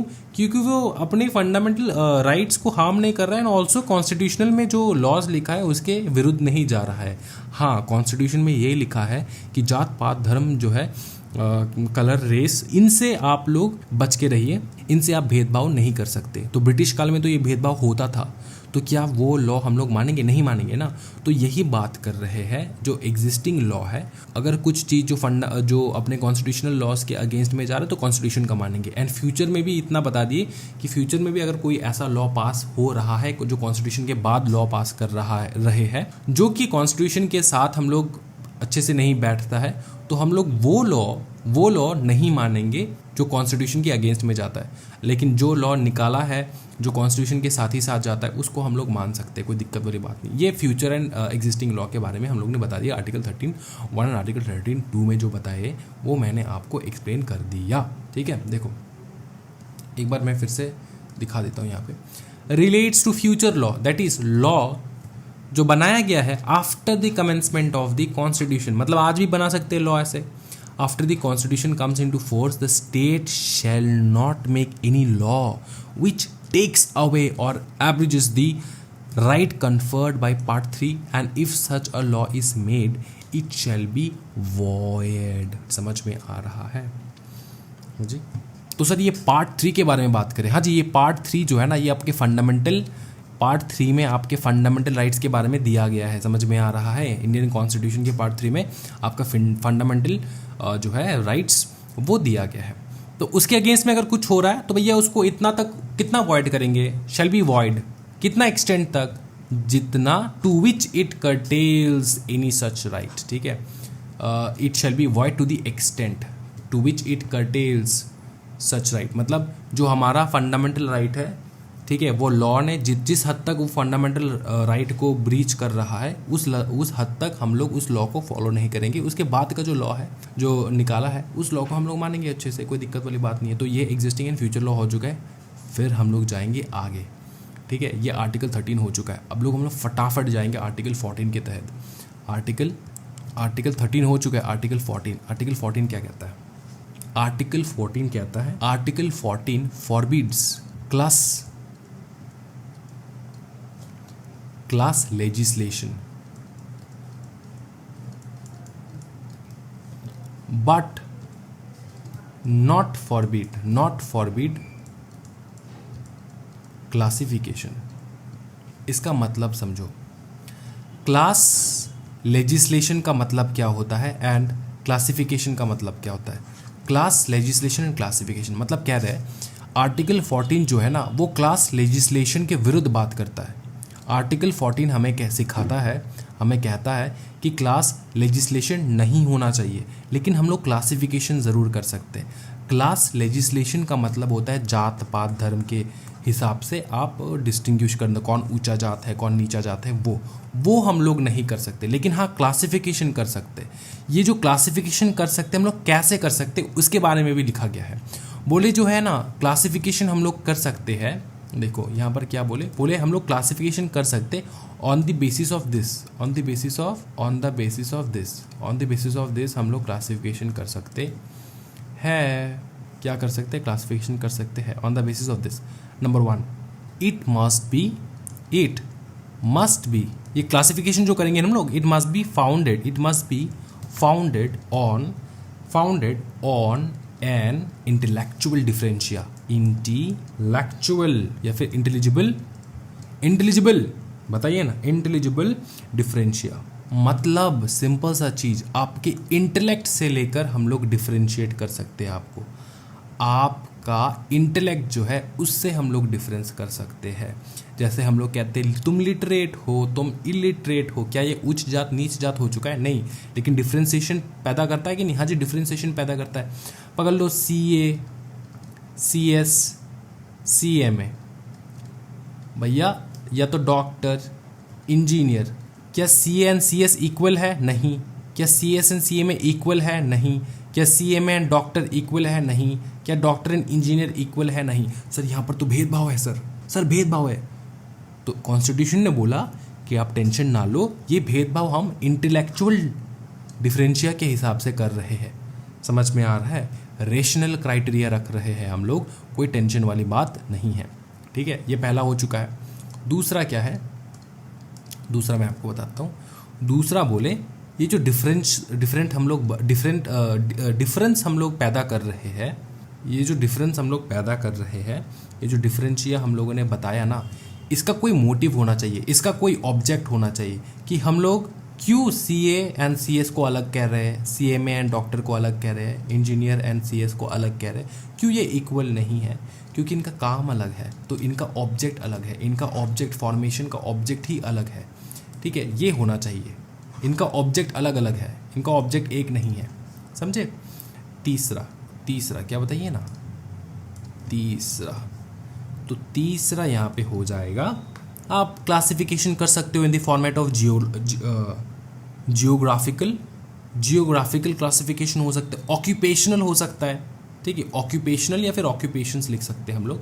ठीक है, इस प्रकार से हो सकता है। ठीक है, डिफरेंट बेसिस हो सकता है इसका। जैसे जगह के हिसाब से हम लोग ने डिफरेंस पैदा कर दिया, ऑक्यूपेशन के हिसाब से हम लोग ने डिफरेंस पैदा कर दिया। इस प्रकार का डिफरेंस ठीक है। या तो ऑब्जेक्ट के हिसाब से हम लोगों ने कर दिया कि इनका ऑब्जेक्ट अलग है, उनका ऑब्जेक्ट अलग है। इस प्रकार से हम लोग कर सकते हैं क्लासिफिकेशन। लेकिन क्लास लेजिस्लेशन जैसे कि रंग रूप, ठीक है, रंग रूप, सेक्स, मेल फीमेल, इस प्रकार का क्लासिफिकेशन हम लोग नहीं कर सकते। ठीक है, मतलब हाँ जी, मेल फीमेल का क्लासिफिकेशन है, लेकिन भेदभाव जो मतलब होता है ना कि भैया तुम काले हो, ये सफ़ेद है, इस प्रकार का नहीं। समझ में आ रहा है? हाँ जी, तुम नीच जात हो, तुम ऊंचे जात हो, तुम सूर्यवंशी हो और तुम क्या हो, तुम दलित हो, इस प्रकार से नहीं हो सकता। ठीक है, एक दलित का बेटा पूरा कॉन्स्टिट्यूशन लिख के बैठा है, अब सारा राजवंशी जो है उसी को फॉलो कर रहा है। समझ में आ रहा है? तो ये बकवास बंद रखना, इस प्रकार से लिख दिया है कॉन्स्टिट्यूशन में। समझ में आ रहा है? किसने लिखा है? अपना BR अम्बेडकर ने। ये 14 क्लियर हो चुका है, कोई दिक्कत वाली बात नहीं है सर, एकदम ईजी है। सर क्या मतलब सर अगर ऐसा हो जाए, कोई बंदा आ जाए खड़ा होके एंड कहने लग जाए कि मैं चैलेंज करना चाहता हूँ आर्टिकल 14 को, तो आप कर सकते हो चैलेंज, कोई दिक्कत वाली बात नहीं। आप कोर्ट में जाके चैलेंज कर सकते हो आर्टिकल 14 को। ठीक है, कह सकते हो कि इस प्रकार का डिफरेंशिएशन सही नहीं किया आपने। फॉर एग्जांपल, अगर किसी बंदे ने उठ के बोल दिया सर CA में डॉक्टर इंजीनियर सब एक है, हम लोग सब एक है। समझ में आ रहा है? इस प्रकार से अगर किसी ने चैलेंज करने लग गया, आप बोल रहे हो कि एक है, ये प्रकार का डिफरेंशिया सही नहीं है, तो आप कर सकते हो, कोई दिक्कत वाली बात नहीं है। सिर्फ दिक्कत इतना है कि आपको एक वकील हायर करना होगा एंड आपको प्रूफ करना होगा कि ये कैसे एक है। ठीक है, ये कैसे इनवैलिड हो जाएगा। हम लोगों ने जो क्लासिफिकेशन किया, CS CA CMA का अलग अलग क्लासिफिकेशन किया, ये कैसे इनवैलिड है, ये जो पिटीशन फाइल करेगा उसको प्रूफ करना होगा। समझ में आ रहा है? अब जाके प्रूफ करो, कोई दिक्कत वाली बात नहीं है। ठीक है, आर्टिकल 14 मैंने एक्सप्लेन कर दिया आप लोगों को। अब जाएंगे हम लोग आर्टिकल 15 के तहत। क्या बताइए ना, आर्टिकल 15 ब्यूटीफुल सा आर्टिकल है ये, आर्टिकल 15। आर्टिकल 15 क्या कहता है सर, बता दीजिए। आर्टिकल 15 बहुत ब्यूटीफुल सा बात करता है। आर्टिकल 15 कहता है कि भाई सुनना, आर्टिकल 15 जो है ना, वो स्टेट को प्रोहिबिट करता है स्टेट को प्रोहिबिट करता है, स्टेट स्टेट प्रोहिबिट्स नहीं, प्रोहिबिट स्टेट्स होगा, ठीक है। तो मैं कर देता हूँ, ठीक, इसको टेंशन ना लो, इसको यहाँ पे रख दिया एंड इसको टोटल सिलेक्ट कर दिया, फिर ये यहाँ पर लाके रख दिया मैंने, ठीक है।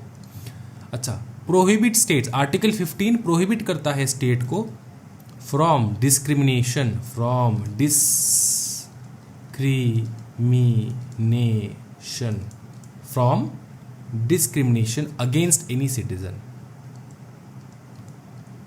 अगेंस्ट एनी सिटीजन, ठीक है।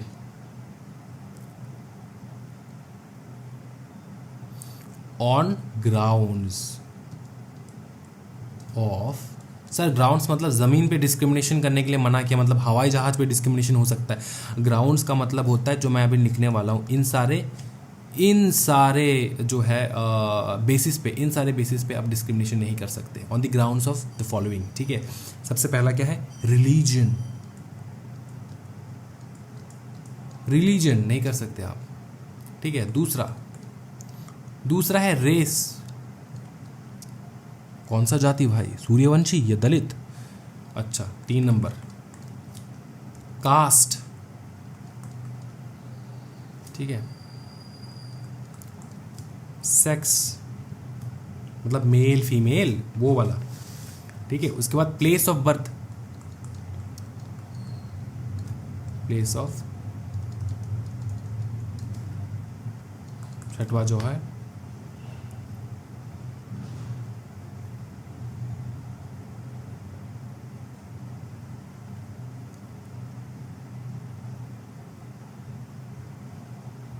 एनी ऑफ देम, ठीक है। इनमें से कोई भी आप जो है बेसिस पे डिस्क्रिमिनेशन नहीं कर सकते। सर एक चीज़ बताता हूँ मैं आपको, सर मैं जिस कंपनी में काम करता हूँ या फिर मैं जिस कंपनी में के लिए गया था, ठीक है सर, उसमें उन्होंने सीधा सीधा हमारे मुंह पे बोल दिया सर कि हम लड़कों को काम पे नहीं रख सकते, ठीक है। मतलब सर सेक्स के बेसिस जो है डिस्क्रिमिनेशन करने लग गए सर, सेक्स के बेसिस पे। सर मैं फीमेल हूँ इसलिए मेरे को काम नहीं दिया गया है, और अगर मैं फ़ीमेल हो जाता तो मेरे को काम मिल जाता, ठीक है। तो सबसे पहला क्वेश्चन ये है, क्या वो प्राइवेट कंपनी है या फिर वो स्टेट है। एक चीज़ याद रखो भाई मेरे, डिस्क्रिमिनेशन हर कदम पे तुमको मिलने वाला है, समझ में आ रहा है, इससे तुम बच नहीं सकते। और ये होगा ही, क्या तुम पुलिस कंप्लेन कर सकते हो, नहीं कर सकते। क्यों, मैं समझाता हूँ आपको, क्योंकि ये जो डिस्क्रिमिनेशन है ना वो स्टेट नहीं कर सकता आपके साथ, लेकिन आपका भाई बंधु फ्रेंड्स या फिर कोई भी इंस्टीट्यूट, कोई भी अगर इंसान कर सकता है आपके साथ डिस्क्रिमिनेशन। वो कह सकता है कि भैया तुम मेल हो, तुमको नहीं रखेंगे, हमको फीमेल चाहिए। लेकिन ये चीज़ गवर्नमेंट जॉब में नहीं हो सकता, मेल को भी वही ओहदा मिलता है, फीमेल को भी वही ओहदा मिलता है, समझ में आ रहा है। तो ये चीज़ समझो। आप तो ये सोच रहे होंगे ना ये देखकर कि सर ये तो होता ही है, हम लोगों ने टीवी में देखा है। हाँ वो होगा, वो प्राइवेट एंटिटी के साथ होता है, लेकिन स्टेट के साथ थोड़ी ना होता है। गवर्नमेंट थोड़ी ना आपके साथ ये करेगा, गवर्नमेंट नहीं करेगा discrimination on the basis of religion, race, caste, sex, place of birth और एनी ऑफ देम। समझ में आ चुका है, कोई दिक्कत वाली बात नहीं सर, बहुत बवाल, समझ में आ रहा है। और प्राइवेट एंटिटी का गलती क्या है बताओ, उनको चाहिए एक फीमेल, ठीक है, क्योंकि उनको रिसेप्शनिस्ट चाहिए, ठीक है, और फीमेल सुंदर चाहिए, सो दैट वो अट्रैक्ट करे कस्टमर्स को, ठीक है। अब वो प्राइवेट एंटिटी का क्या गलती है बताओ, समझ में आ रहा है ना। तो यही चीज़ है, लेकिन ये सेम चीज़ जो भाई गवर्नमेंट के साथ नहीं हो सकता, स्टेट के साथ नहीं हो सकता। स्टेट कभी भी भेदभाव नहीं कर सकता on the basis of religion, race, caste, sex, place of birth, any of them. समझ में आ चुका है, कोई दिक्कत वाली बात नहीं सर, बवाल। इसी के साथ साथ ये आर्टिकल 15(1) था। आर्टिकल 15(2) और एक चीज़ कहता है, देखो आर्टिकल 15(2) कहता है कि no citizen shall be subjected to any disability. क्या बताइए ना, disability, shall be subject to any disability, ठीक है। डिसएबिलिटी या तो रिस्ट्रिक्शंस और conditions with regard to in this regards. इसका मतलब ये है कि जो भी सिटीज़न है ना, मतलब नो सिटीज़न, कोई भी सिटीज़न को हम लोग रिस्ट्रिक्शन नहीं लगाएंगे, कंडीशंस नहीं लगाएंगे। किस रिगार्ड में सर, किस रिगार्ड में हम लोग नहीं लगाएंगे? सबसे पहला चीज़ देखो अच्छे से, access to shops, access to shops का मतलब दुकान में जाने के लिए हम लोग रिस्ट्रिक्शन नहीं लगा सकते। तुम काले हो तुम दुकान में नहीं जा सकते, तुम सफ़ेद हो तुम दुकान में नहीं जा सकते, इस प्रकार का रिस्ट्रिक्शंस नहीं लगा सकते, ठीक है। उसके बाद पब्लिक रेस्टोरेंट में जाना मना नहीं है, पब्लिक रेस्टोरेंट्स, तुम गरीब हो तुम रेस्टोरेंट में नहीं जा सकते, तुम गरीब हो तुम ताजमहल में नहीं जा सकते। अगर तुम्हारा महीने का इनकम जो है 5 करोड़ के कम है तो तुम रेस्टोरेंट में नहीं जा सकते, ताज में नहीं जा सकते। इस प्रकार का रिस्ट्रिक्शंस अगर लगा दे तो ज़िंदगी झंड हो जाएगा आपका। तो इसलिए बोला गया कि भैया इस प्रकार का पब्लिक रेस्टोरेंट वगैरह में जाना, ऐसा तो भैया हम नहीं वो कर सकते, राइट। चलो ये पब्लिक रेस्टोरेंट्स के बारे में बात है, पब्लिक रेस्टोरेंट्स, ठीक है। उसके बाद फिर बताइए ना sir, hotels, places of public entertainment, places of public entertainment, places of public entertainment, ये हो चुका है बी। अब बी में क्या करना है देखो अच्छे से, यूज ऑफ वेल, कुआं छूने नहीं दे सकते। अगर आपने कुआं छू लिया ना तो भैया कुआं का जो पानी है वो अपवित्र हो जाएगा, समझ में आ रहा है। इस प्रकार से नहीं बोल सकते हम लोग। वेल्स हो गया, टैंक्स हो गया, फिर बाथिंग घाट्स हो गया, ठीक है, बाथिंग घाट्स नदी के पार। चलो रोड हो गया, रास्ते में चलने नहीं देंगे तुम काले हो। अच्छा, and places of public resort, समझ में आ चुका है। हाँ जी, मेंटेन्ड होली और partly out of state fund और dedicated to use for the general public. तो ये सारा जो चीज़ है ये स्टेट से आप लोग मांग सकते हैं, लेकिन प्राइवेट एंटिटी जब ही आ जाएगा ना तब वो पूरा भेदभाव कर सकता है, उसमें आप कुछ कर नहीं सकते, पूरा भेदभाव कर सकता है। तो इस चीज़ का ध्यान रखना है, समझ में आ रहा है। पकड़ लो यार, मैं आपको समझाता हूँ, पकड़ लो मैं आपको समझाता हूँ। एयर इंडिया,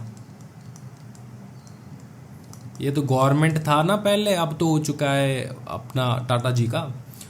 तो क्या टाटा जी काले रंग के एयर होस्टेसेस को मना कर सकते रखने के लिए? हाँ जी।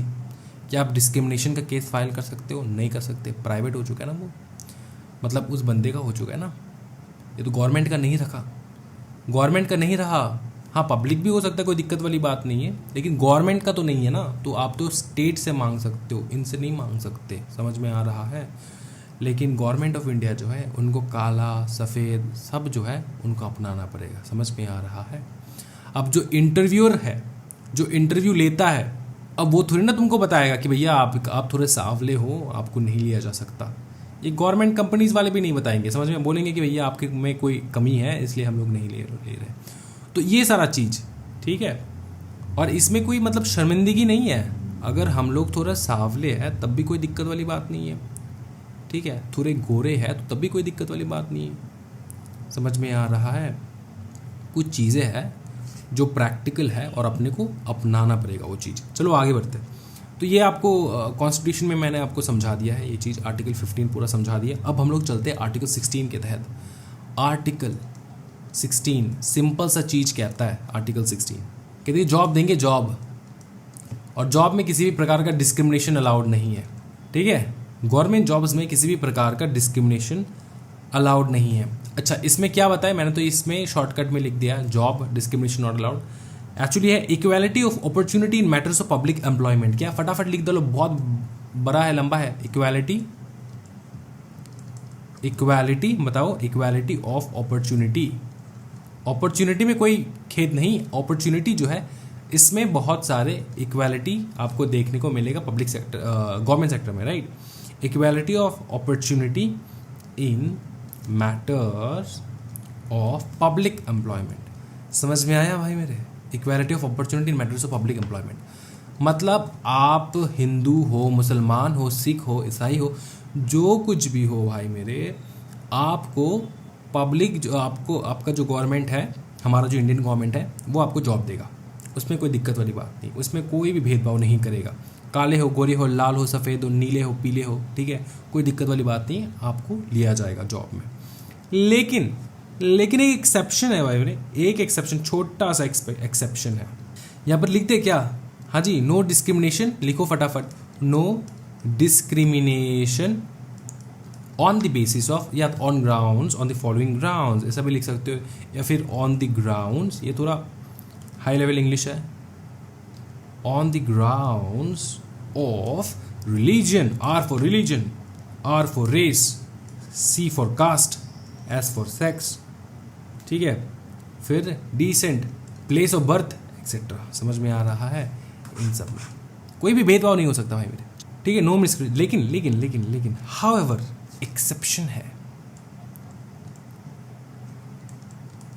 एक्सेप्शन है। कौन सा एक्सेप्शन है, फटाफट बता लो।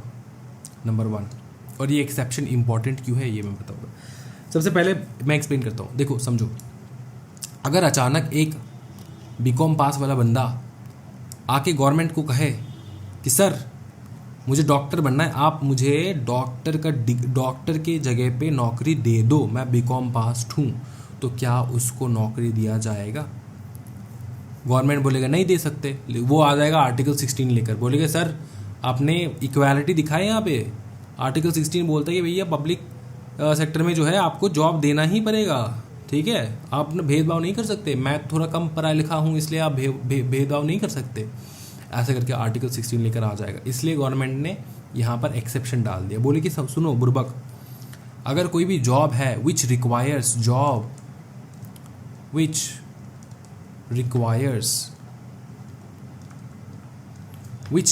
क्या बताइए ना, विच रिक्वायर्स सम प्रोफेशनल और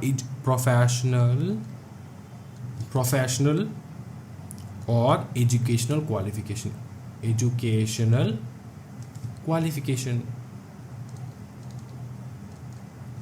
ठीक है, अगर कोई भी जॉब ऐसा है जिसको करने के लिए आपको कोई प्रोफेशनल डिग्री चाहिए होगा, एजुकेशनल क्वालिफिकेशन चाहिए होगा, तो उसमें हम लोग जो है इक्वालिटी नहीं दिखाएंगे। समझ में आ रहा है? तब तो भैया जिसके पास डिग्री है उसी को जॉब मिलने वाला है। समझ में आ चुके हैं? दूसरा रिजर्वेशन आ गए, SC ST वाले रिजर्वेशन,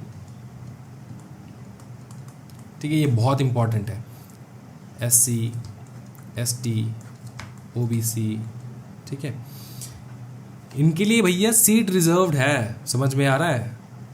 आप किसी की भी धर्म के हो जाओ, कोई फ़र्क नहीं पड़ता, लेकिन अगर आप SC ST OBC से बिलोंग करते हो तो आपके लिए रिजर्वेशन है। उस रिजर्वेशन कोटा से आप जनरल पब्लिक को नहीं दिया जा सकता। समझ में आ रहा है? तीसरा रिलीजियस नेचर अगर हो तो, अगर आज कोई भी फॉर एग्जांपल हम लोग जो है हिंदुइज्म में टेंपल में कौन बैठता है? पंडित है कि नहीं?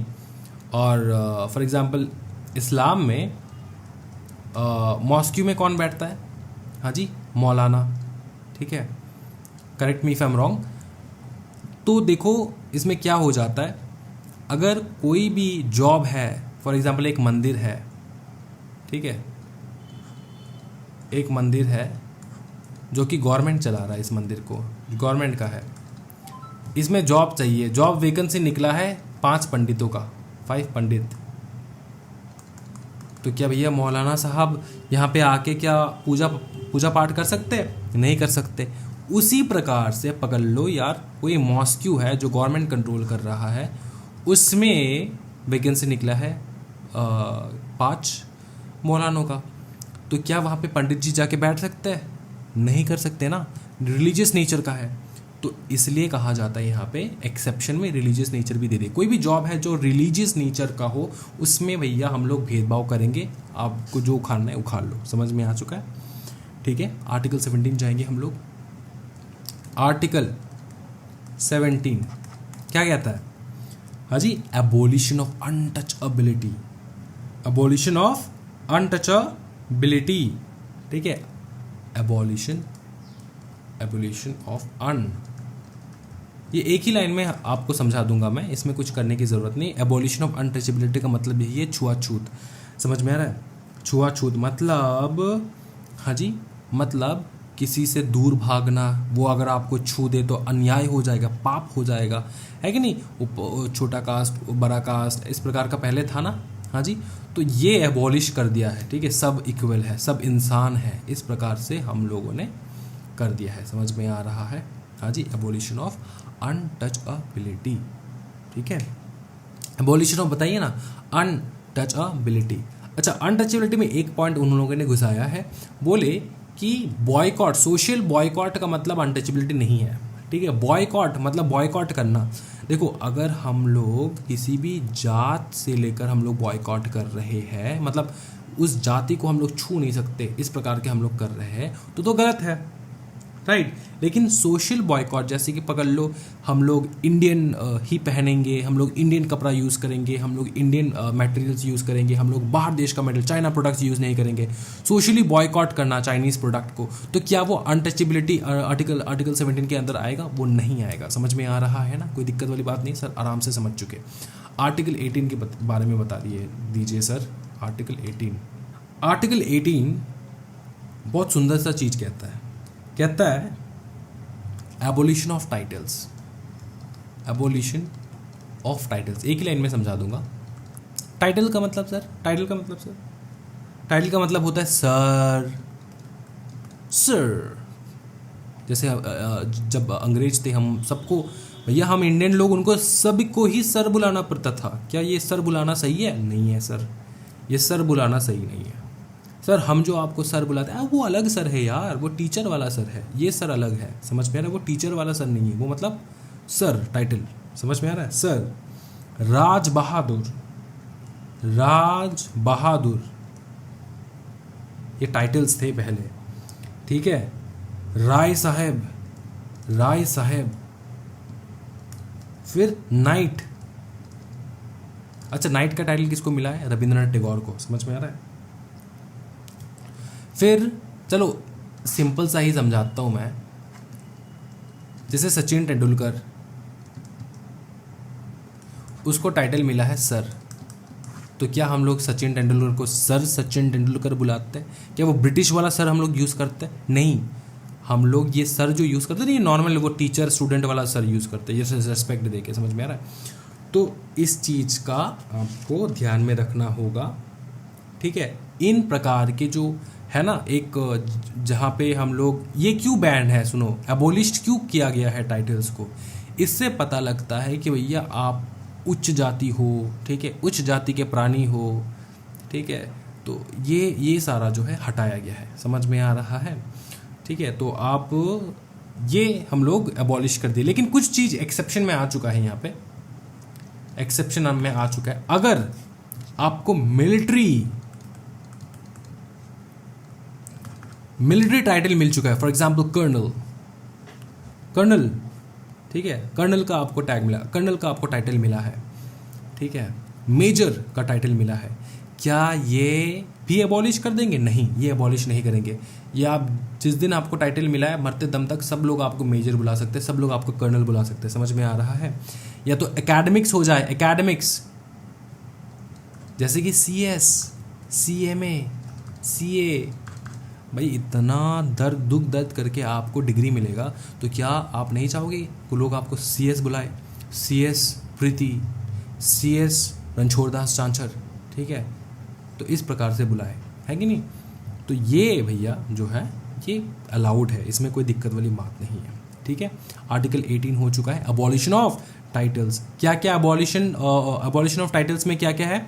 सिंपल चीज़ है भैया, सर, राज बहादुर, राज साहेब, नाइट, एक्सेट्रा, इस प्रकार के सारे टाइटल्स को एबॉलिश किया गया है। लेकिन मिलिट्री एंड एकेडमिक्स जो है उसको हम लोग एबॉलिश नहीं किए। मिलिट्री एंड एकेडमिक्स, इस चीज़ को आपको याद रखना एग्जामिनेशन में, मतलब छोटा सा लाइन छोड़ दे सकते हैं वो लोग, मिलिट्री एंड एकेडमिक्स को एबॉलिश किया गया है कि नहीं, इस प्रकार से पूछ भी सकते हैं, या फिर घुमा फिरा के क्वेश्चन भी पूछ सकते हैं। तो आप लोग बता देना भाई साहब, इसको कभी मिटा नहीं सकते हम लोग, CS का तो बुलाना ही पड़ेगा। मेरी मम्मी भी बुलाएगी, मेरे पापा भी बुलाएगी, बहन भी बुलाएगी, भाई भी बुलाएगी, दीदी भी बुलाएगी, सब लोग बुलाएंगे मेरे को CS। समझ में आ रहा है? और आपके शर्मा जी के बेटे की लड़की जो है, शर्मा जी के बेटे की जो बहन है, ठीक है, उनको भी बुलाना पड़ेगा मेरे को CS। तो इस प्रकार का समझ में आ रहा है। अच्छा, राइट्स रिलेटिंग टू फ्रीडम करेंगे अभी हम लोग। आर्टिकल 19, 18 खत्म हो चुका है, अभी आर्टिकल 19 में जाएंगे। क्या बताइए? आर्टिकल 19 ब्यूटीफुल सा बात बताता है आर्टिकल 19। राइट टू फ्रीडम पता ही है सबको, ठीक है, राइट टू फ्रीडम है। आर्टिकल 19 क्या है बताइए? Right to freedom, right to, अच्छा राइट टू फ्रीडम है। किस प्रकार का फ्रीडम है? तो बारूद लेके आ जाए सर? हाँ जी, नहीं, फ्रीडम ऑफ स्पीच, हाँ जी, freedom of speech and expressions. भैया नॉर्थ कोरिया में जाओ, स्पीच तो दूर का बात है, एक्सप्रेशन में कुछ गलत निकले तो वहीं पे ठोक दिए जाओगे। समझ में आ रहा है? तो यहाँ पे मिलता है आपको freedom of speech and expression, ठीक है। आप एक्सप्रेस कर सकते हो, लिखित भाषा में एक्सप्रेस कर सकते हो, आर्ट ड्रॉ कर सकते हो, कोई दिक्कत वाली बात नहीं है, ठीक है। assemble peacefully without arms, assemble peacefully without arms। Freedom है ना, फ्रीडम है ना, तो assemble peacefully without arms। For example city centre में मैंने बुलाया बहुत सारे लोगों को, ठीक है, मेरे सारे स्टूडेंट्स को बुलाया मैंने, चलो पिज़्ज़ा पार्टी करता है, तो सिटी सेंटर में मैंने सबको बुलाया, तो क्या हम लोग वहाँ पे जा सकते हैं, असेंबल कर सकते हैं? हाँ जी कर सकते हैं, राइट टू फ्रीडम है भाई मेरे, कोई रोक नहीं सकता हमें, ठीक है। इतना ही है कि भैया पब्लिक जो है उनको किसी भी प्रकार का हैम्पर ना हो, इस चीज़ का अपने को ध्यान में रखना होगा। And we can gather peacefully without arms, कोई दिक्कत वाली बात नहीं। जैसे धरना वरना देते हैं तो उनको कैसे अलाउ कर देते हैं? गवर्नमेंट के अगेंस्ट भी दे देते हैं धरना, ठीक है, उनको कैसे अलाउ कर देते हैं? क्योंकि वो पीसफुली बैठ के धरना दे रहे हैं, चिल्ला के दे रहे हैं, कोई दिक्कत वाली बात नहीं, लेकिन गुंडागर्दी तो नहीं कर रहे ना, मतलब चाकू लेके कोब नहीं दे रहा है किसी को, समझ में आ रहा है? तो इस प्रकार का पीसफुली विदाउट आर्म्स, ये इंपॉर्टेंट है, विदाउट आर्म्स, विदाउट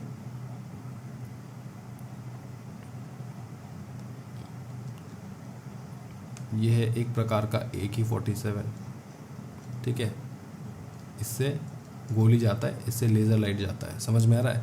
तो without arms, assemble peacefully without arms, ठीक है, ये हो चुका है। दूसरा, तीसरा क्या बताएं? आप फॉर्म कर सकते हो कोई भी एसोसिएशन या फिर यूनियन, सर स्टूडेंट यूनियन, हाँ जी, आप यूनियन फॉर्म कर सकते हो, एसोसिएशन फॉर्म कर सकते हो, कोई दिक्कत वाली बात नहीं है।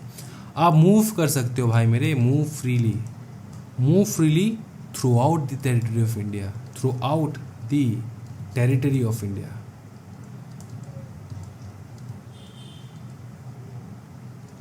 ठीक है, इंडिया के किसी भी कोने में आप जा सकते हो, लद्दाख से लेकर कन्याकुमारी तक कहीं पे भी जा सकते हो, कोई दिक्कत वाली बात नहीं है। ला फोर्थ हो चुके हैं, मूव फ्रीली। उसके बाद रिसाइड एंड सेटल, हाँ जी, कश्मीर में बैठ जाओ, कोई दिक्कत वाली बात नहीं है। Reside and settle in any part of the territory of India, ठीक है, सिंपल सा चीज़ है।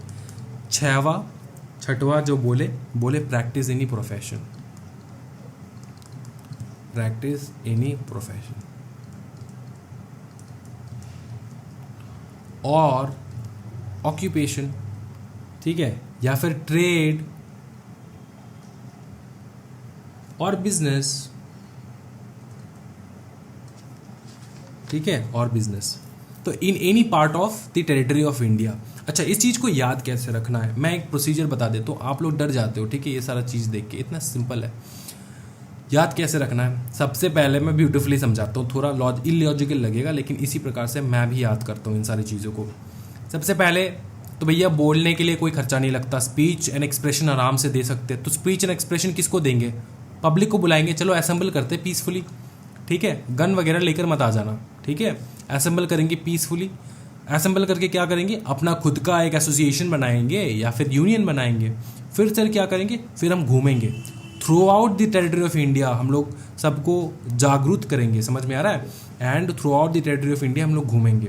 अगर किसी भी एसोसिएशन के मेंबर्स को अगर लगा कि उनको रिसाइड करना है, ठीक है, तो कहीं पर भी किसी भी टेरिटरी के इंडिया के टेरिटरी के अंदर किसी भी स्टेट में किसी भी जगह में आप रिसाइड करना चाहते हो, सेटल होना चाहते हो सकते हो, घूमेंगे ऑल ओवर इंडिया। तो ये नॉर्मल सा बात है कि भैया मेरे को जगह जो है वो पसंद आ ही सकता है, तो मैं रिसाइड कर लूँ उस जगह पे, हाँ जी कर सकते हो। उसके बाद रिसाइड करने के बाद चलोगे कैसे आप लोग पेट पूजा करोगे?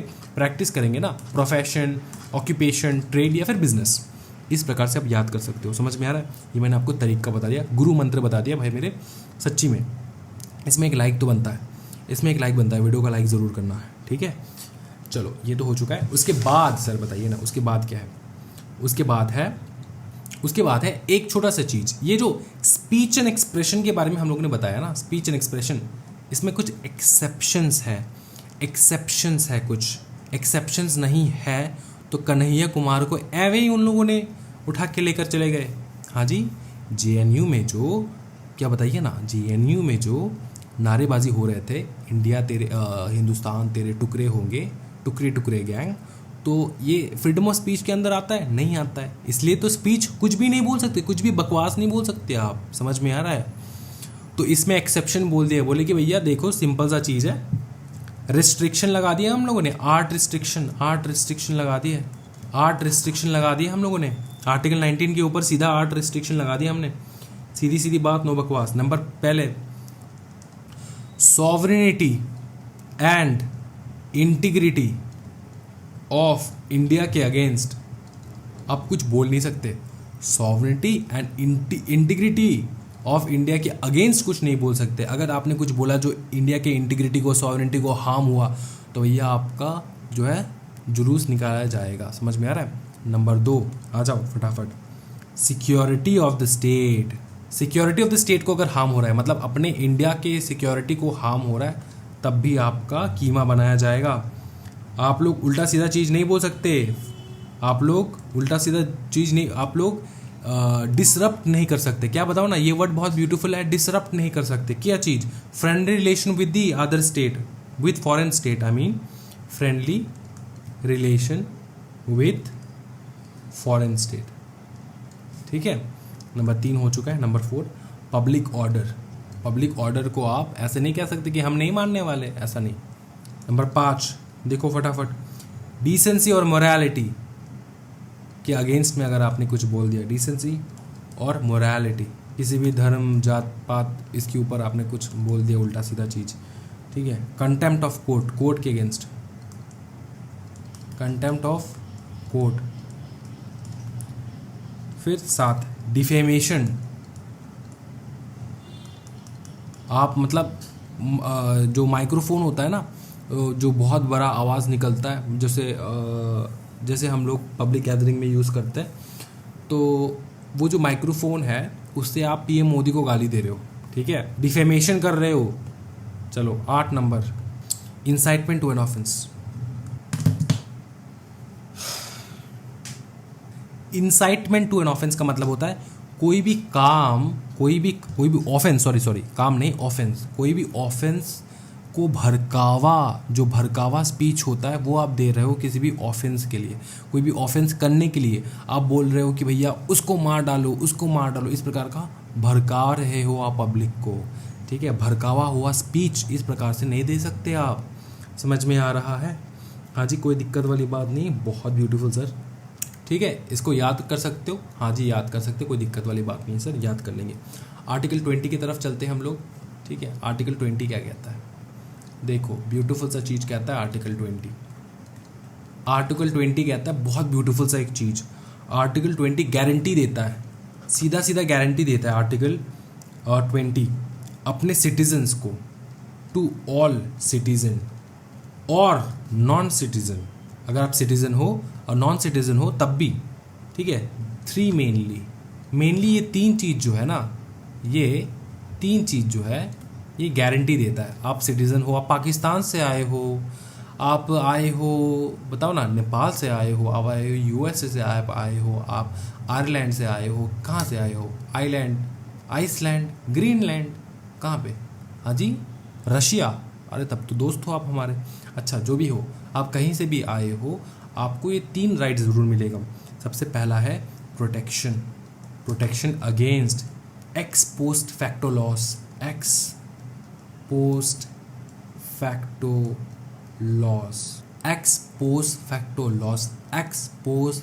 लॉस, ठीक है। ये पहला एक्सप्लेन करिए ना सर, करेंगे, रुको ना। उसके बाद क्या है? Protection against double jeopardy.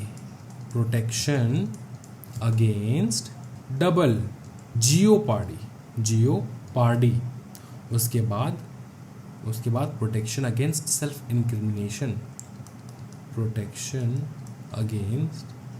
Self incrimination, protection against self incrimination, ये 3 चीज है। सिंपल सा बात है। Protection against ex post facto laws, इसका मतलब क्या समझो, मैं समझाता हूँ आपको इसका मतलब, टेंशन डालो। एक्स पोस्ट फैक्टो लॉस, इसका मतलब ये होता है, ये आपको कहता है कि भाई मैंने जो पुराना एक्ट किया है ना, उसके लिए अभी जो नया लॉ बनाया है, नया पनिशमेंट बनाया गया है, उसके तहत मेरे को पनिश नहीं कर सकते। पुराना एक्ट जो है नए लॉ से पनिश नहीं किया जा सकता। समझ में आ रहा है? ये एक चीज है, ये मैंने आपको बता दिया। ये है no new law can treat past act as an offence, ये आप समझ चुके।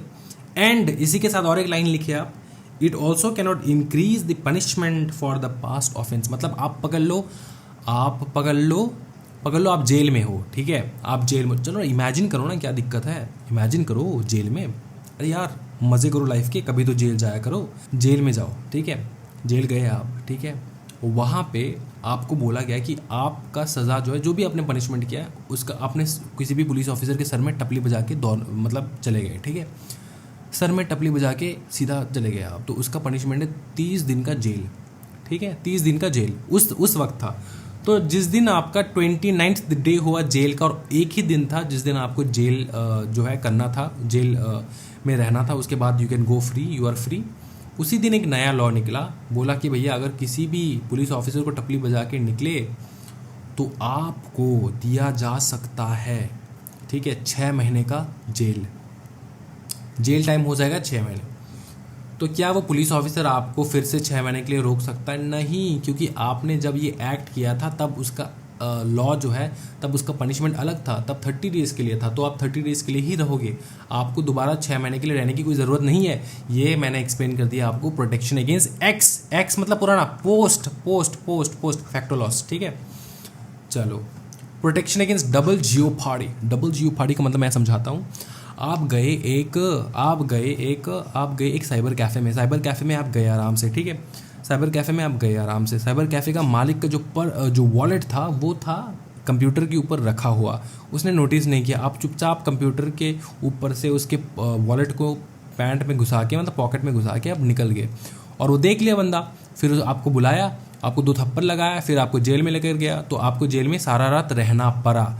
रहने के बाद एक बार आपका जेल टाइम हो चुका है, एक बार आपको पनिशमेंट हो चुका है, पुलिस ने आपको पनिशमेंट दे दिया है आपकी चोरी करने के लिए, 1 रात जेल। उसके बाद दोबारा वो जो साइबर कैफ़े वाला था ना, उसका बीवी जो है उसको सेटिस्फैक्टरी नहीं हुआ, वो फिर से सेम चीज़ लेकर गया पुलिस स्टेशन में, और बोला कि भैया इसने मेरा हस्बैंड का जो है ना पर्स चोरी किया था, वॉलेट चोरी किया था, तो इसको जो है दोबारा जेल में डाल दो।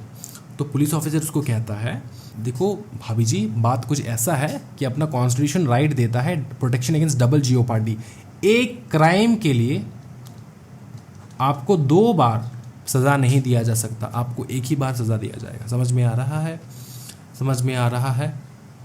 एक चीज़ के लिए आप 2 बार सज़ा नहीं भुगतोगे। प्रोटेक्शन अगेंस्ट सेल्फ इंक्रिमिनेशन, इसका मतलब एकदम जीता जागता हुआ एग्जाम्पल मैं आपको समझाता हूँ। आपने दिल्ली क्राइम्स देखा है कि नहीं पता नहीं, वहाँ पे आप देखोगे, आपको वहाँ पे बोलते वो लोग कि इसका जो गवाही है, कोई भी इंसान जो पुलिस स्टेशन में गवाही देता है ना, वो वैलिड नहीं रहता है कोर्ट में। समझ में आ रहा है? वो वैलिड नहीं रहता कोर्ट में। तो कोई भी पुलिस ऑफिसर जो है वो आपको आपके खिलाफ गवाही देने के लिए मजबूर नहीं कर सकता, आपको आप ही के खिलाफ गवाही देने के लिए मजबूर नहीं कर सकता। पुलिस को सबूत चाहिए होगा, अगर सबूत मिल जाए तो पनिशमेंट मिलेगा, वरना नहीं मिलेगा। पुलिस आपको मजबूर नहीं कर सकता कि आपको आप ही के अगेंस्ट गवाही देना पड़े। मतलब मैं अरेस्टेड हूँ, मैं बोलूँ कि हाँ जी मैंने ही क्राइम किया, इस प्रकार से मैं बोलूँ, ऐसा पुलिस ऑफिसर बोल रहा है मेरे को बोलने के लिए, ये नहीं हो सकता। Protection against self incrimination, simple लिख लो एक बार, protection against double jeopardy English में लिख लो, no person shall be prosecuted and punished for the same offence more than once. ठीक है, हो चुका है, ठीक है। ये प्रोटेक्शन अगेंस्ट डबल जियोपार्डी लिख लो, अगर नहीं सुना है आपने तो फिर से रिवाइंड करो वीडियो, फिर से सुन लो। प्रोटेक्शन अगेंस्ट सेल्फ इंक्रिमिनेशन में लिखो, no person accused of any offence shall be compelled to be a witness against himself. ठीक है, आप विटनेस नहीं बन सकते, आप ही के अगेंस्ट में आप विटनेस नहीं बन सकते। ये कौन कहता है? Protection against self incrimination.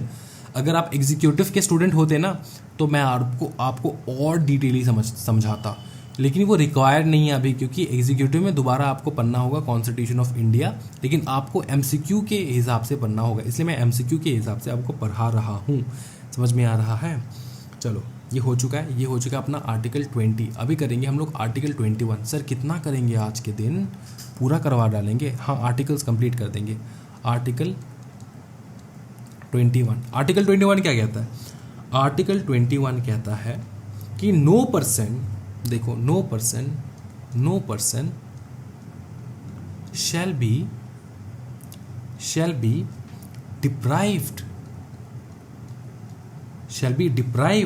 deprived of his life or personal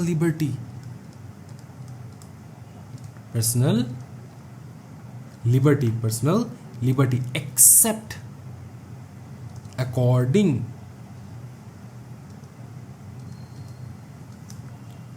to procedure established by law,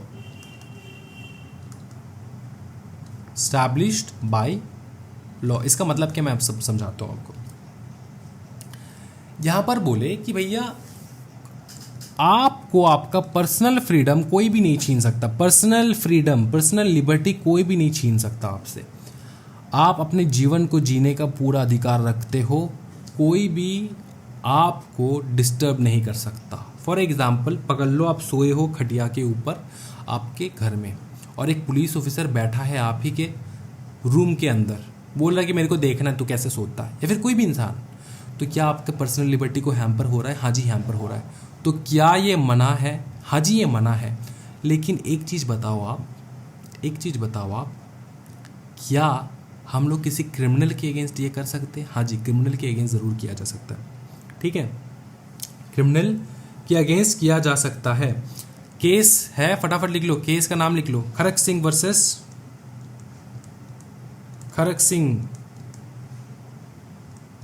versus state of UP. इसमें बोला गया है कि भैया खड़क सिंह था एक क्रिमिनल, यूपी पुलिस को डाउट था, सारा टाइम नहाते धोते सोते सब टाइम इसके ऊपर नज़र रखता था पुलिस। ठीक है, खड़क सिंह, इसका पर्सनल लिबर्टी हो गया चूर चूर।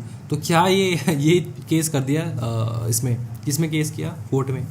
तो इसमें सुनाया गया, बोला कि भैया court held in this case, लिख लो फटाफट यहाँ पे, court held in this case that police can keep a watch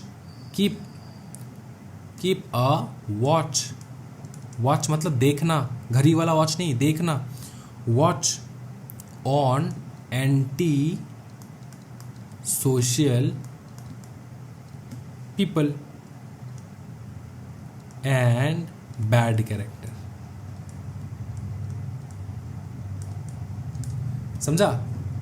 अगर आप एंटी सोशल पीपल हो या फिर आपका कैरेक्टर खराब है तो पुलिस वॉच आपको निगरानी में रख सकता है, समझ में आ रहा है? सो दैट आप नॉर्मल पब्लिक को हार्म ना करो। समझ में आ चुका है? ये हो जाएगा आर्टिकल 21। सांसें लेते रहो, बहुत ही कम बचा है। आर्टिकल 22 हम लोग करेंगे अभी। आर्टिकल 22, आर्टिकल क्या बताइए ना, आर्टिकल 22 क्या बताया? आर्टिकल 22 में बोले protection against arrest and detention. क्या बोले? Protection against arrest and detention. Arrest and detention के अगेंस्ट आपको प्रोटेक्शन मिलना। किस प्रकार का प्रोटेक्शन है? नंबर 1। ठीक है, नंबर 1। ठीक है, आप लिखो, मैं बोलता हूँ। A person who is arrested cannot be detained in custody unless he has been informed.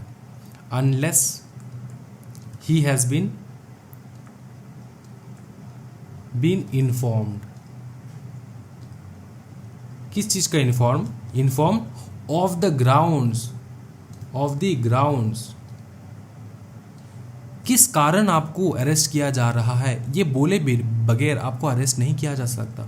Of the grounds of arrest.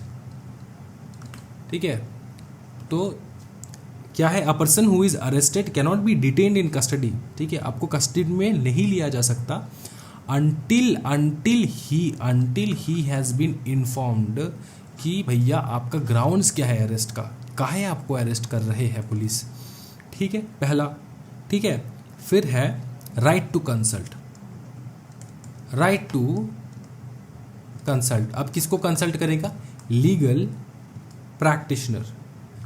Practitioner मतलब लॉयर को, आपके पास पूरा राइट है, आप अपने लॉयर के साथ बात कर सकते हो, ठीक है। आप अगर आपको अरेस्ट कर लिया ना तो आप उनको बोल सकते हो कि भैया मेरे को मेरे लॉयर के साथ बात करना है, ठीक है, यह बोल सकते हो, और वो लोग डिटेन नहीं कर सकते। दूसरा चीज़, ठीक है, आपके अरेस्ट करने के 24 आवर्स के अंदर अंदर आपको मजिस्ट्रेट के पास MAGISTRAT मजिस्ट्रेट के पास आपको लेकर जाना होगा 24 आवर्स के अंदर अंदर, ठीक है। 24 आवर्स के अंदर अंदर आपको जो है मजिस्ट्रेट के पास लेकर जाना होगा। एक्सक्लूडिंग द ट्रैवल टाइम, ये 24 आवर्स में ट्रैवल टाइम नहीं आता। अगर लो आपको अरेस्ट किया गया है सीरिया से, तो वहाँ से इंडिया आने में समय लगेगा ना, तो उसमें तो भैया 1-2 दिन लग जाएगा, तो उसमें तो 24 आवर्स के अंदर मजिस्ट्रेट के सामने कैसे आपको प्रस्तुत करें, तो इसलिए बोला जाता है कि ट्रैवल टाइम को छोड़ के जैसे ही आपको लॉकर में लेकर जाएं तब 24 आवर के अंदर आपको नियरेस्ट मजिस्ट्रेट के पास सामने पेश करना ही होगा। यह है आर्टिकल 22 आपके राइट्स। तो देख लो अच्छे से, अगर फ्यूचर में कभी कभार जेल जाना पड़ा, बुरी बात नहीं है भैया, कोई भी झूठा केस भी कर सकते हैं आपके ऊपर, तो हिम्मत मत हारना, आपको लॉ पता होना चाहिए। समझ में आ रहा है ना, आर्टिकल 22 हो चुका है। इसमें और एक चीज़ बताए, बोले प्रिवेंटिव डिटेंशन, क्या बोले, प्रिवेंटिव डिटेंशन का मतलब क्या होता है मैं आपको समझाता हूँ। प्रिवेंटिव डिटेंशन का मतलब होता है कि आपका जेल टाइम था 6 महीने, ठीक है, क्या आपको 6 महीने से ज़्यादा जेल में रख सकते हैं हम लोग? हाँ जी रख सकते हैं। कितना टाइम के लिए? 3 मंथ्स के लिए रख सकते। उसके बियॉन्ड अगर आपको रखना होगा ना, मैं जेलर हूँ, मैंने 6 महीने आपको रखा, मेरे को लगता है कि आपको 3 महीना और ज़्यादा रखना चाहिए, तो मैं रख सकता हूँ, ठीक है। लेकिन आपको अगर लग रहा है, मेरे को अगर लग रहा है कि मेरे को 4 महीना आपको ज़्यादा रखना है, 5 महीना आपको ज़्यादा रखना है, तो मेरे को ऑर्डर जो है वो लेना पड़ेगा, ठीक है। मेरे को ऑर्डर लेना होगा, जहाँ पे अप्रूवल लेना होगा। किससे अप्रूवल लेंगे? हाँ जी, एडवाइजरी बोर्ड का, ADVISORY एडवाइजरी बोर्ड का हम लोग जो है लेंगे, अप्रूवल लेंगे। समझ में आ रहा है? और एडवाइजरी बोर्ड में कौन कौन बैठेंगे भैया? जज बैठेंगे ना, हाँ जी, हाई कोर्ट का जज बैठेगा। समझ में आ रहा है? सर ये 3 महीना, 4 महीना, 5 महीना काहे हमको एक्स्ट्रा टाइम बिताने के लिए बोल रहे हो? क्योंकि मैं जेलर हूँ, मैं तो सब कुछ सुनता हूँ। मैंने सुना पिछली रात कि आप प्लान कर रहे हो, जैसे ही निकलोगे आप सिटी मॉल में या फिर सिटी सेंटर में बम ब्लास्ट कर दोगे, तो भैया हम आपको रोक लेंगे। नहीं, प्लान चौपट आपका हो गया ख़त्म। समझ में आ रहा है? यह है प्रिवेंटिव मतलब आपको डिटेन करना। समझ में आ रहा है? हाँ जी, डिटेन करना, प्रिवेंटिव डिटेंशन,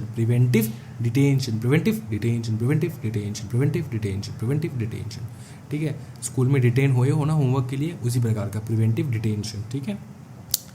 नेक्स्ट है आर्टिकल 24। आर्टिकल 24 में क्या बताया? बोले कि राइट अगेंस्ट एक्सप्लॉयटेशन, भाई मेरे, राइट अगेंस्ट एक्सप्लॉयटेशन। तो आर्टिकल 23 बचा है ना, 24 नहीं 23 बचा है, ये 22 था, 23 एंड 24 दोनों ही बात करता है राइट अगेंस्ट एक्सप्लॉयटेशन का। अब इसमें क्या कहता है मैं आपको बताता हूँ, मैं अच्छे से लिख देता हूँ, ठीक है।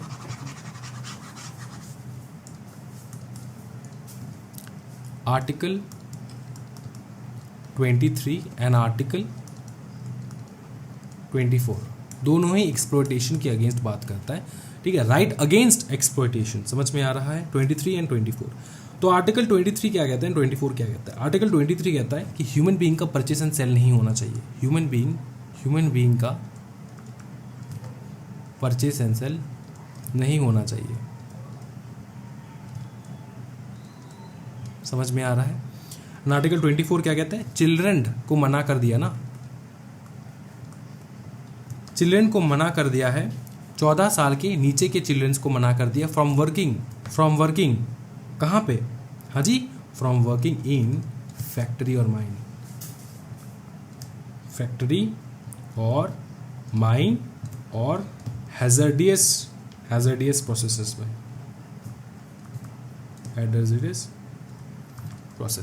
हैजर्डियस प्रोसेसेस में हम लोग काम नहीं करवा सकते 14 साल के नीचे वाले बच्चे को। सर लेकिन हम लोग तो देखते हैं घर में जो मेड वगैरह जो होता है ना, वो बच्ची रहती है सर 12 साल 13 साल का, तो ये पॉसिबल है? हाँ वो पॉसिबल है, उसमें कोई दिक्कत नहीं है, ठीक है, उसमें कोई दिक्कत नहीं है, लेकिन उनको सिर्फ मना किया गया है from working in factory, mine and hazardous process. समझ में आ रहा है? और अगर आप 8 साल 9 साल 10 साल 11 साल 12 साल की उम्र के बच्चों को घर में रख रहे हो फॉर हेल्पिंग हैंड, ठीक है, तो इतना रिस्पॉन्सिबल बनो कि उनका एजुकेशनल बेसिक एजुकेशन जो है उनका हो पाए। समझ में आ रहा है? तो आर्टिकल 23 एंड 24 जो है ये ख़त्म हो चुका है। अब हम लोग बात करेंगे आर्टिकल 25 का, ठीक है, आर्टिकल 25 का। आर्टिकल 25 क्या कहता है? आर्टिकल 25 देता है रिलीजियस फ्रीडम। रिलीजियस फ्रीडम का मतलब होता है कोई भी धर्म आप पालन कर सकते हो, कोई दिक्कत वाली बात नहीं। कोई भी आप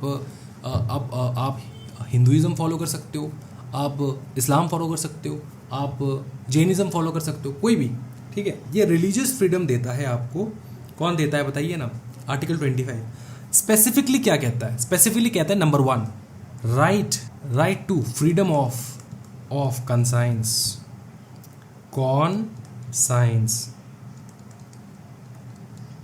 right to freedom of conscience. Freedom of conscience का मतलब होता है रिलीजियस फेथ रखना, इनर बिलीफ रखना कि मैं मानता हूँ बुद्धा है, मैं मानता हूँ शिवा है, मैं मानता हूँ जो है गणेश है, मैं मानता हूँ हनुमान है। इस प्रकार का मतलब रिलीजियस अपने आप बिलीव करना। समझ में आ रहा है? तो रिलीजियस फ्रीडम ऑफ कंसाइंस, ठीक है, फ्रीडम ऑफ कंसाइंस। एंड दूसरा एंड क्या बताइए?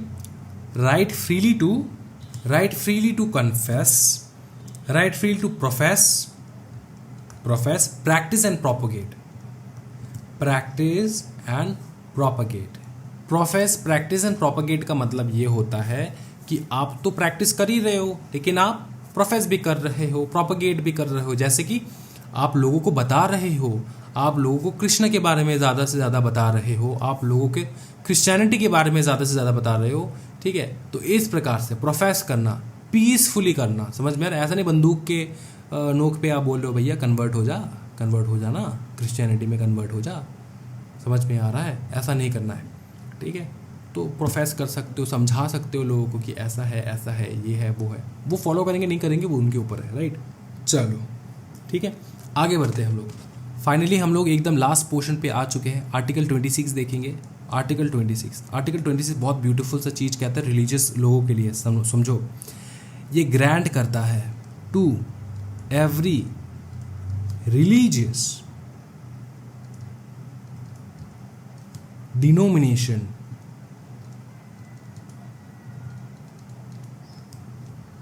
और सेक्ट, मतलब रिलीजियस कैटेगरी के लोगों को, ठीक है, द राइट ऑफ नंबर 1 पहला to establish and maintain institution of religious and charitable purpose. फटाफट लिख डालो, मैं बता रहा हूँ।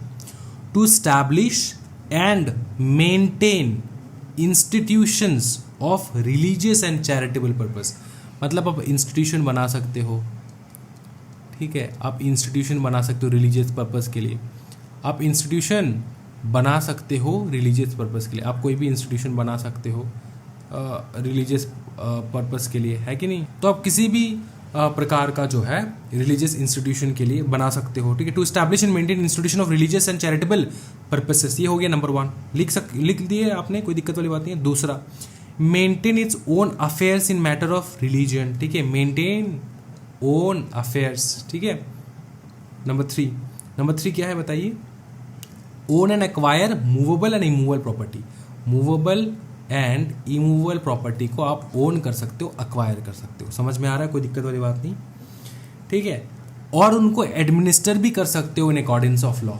उसके बाद चौथा वाला लिख डालो, to administer such property in accordance with law, खत्म बात, समझा। रिलीजियस के ऊपर पूरा है आर्टिकल 26, ठीक है। आर्टिकल 27 तो सीधा सीधा बोलता है कि ये prohibits the payment of taxes, article 27 कहता है भैया टैक्स पेमेंट करने की कोई ज़रूरत नहीं है, no tax for religious institutions. क्या आज तक आपने किसी भी मस्जिद, मंदिर, चर्च को टैक्स पेमेंट करते हुए देखा है? नहीं ना, तो यही बात है, ठीक है। हाँ जी, अच्छा। फिर article 28 prohibits religious instruction certain educational institutions, prohibit करना रिलीजियस इंस्ट्रक्शंस, ठीक है, religious instructions in educational institutions,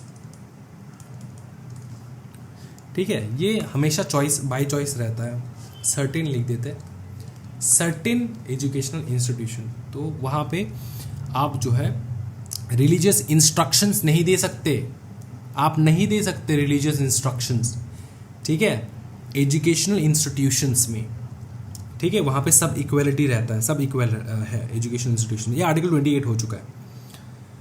article 29 क्या कहता है? आर्टिकल 29 कहता है protection of interest of minorities, फटाफट।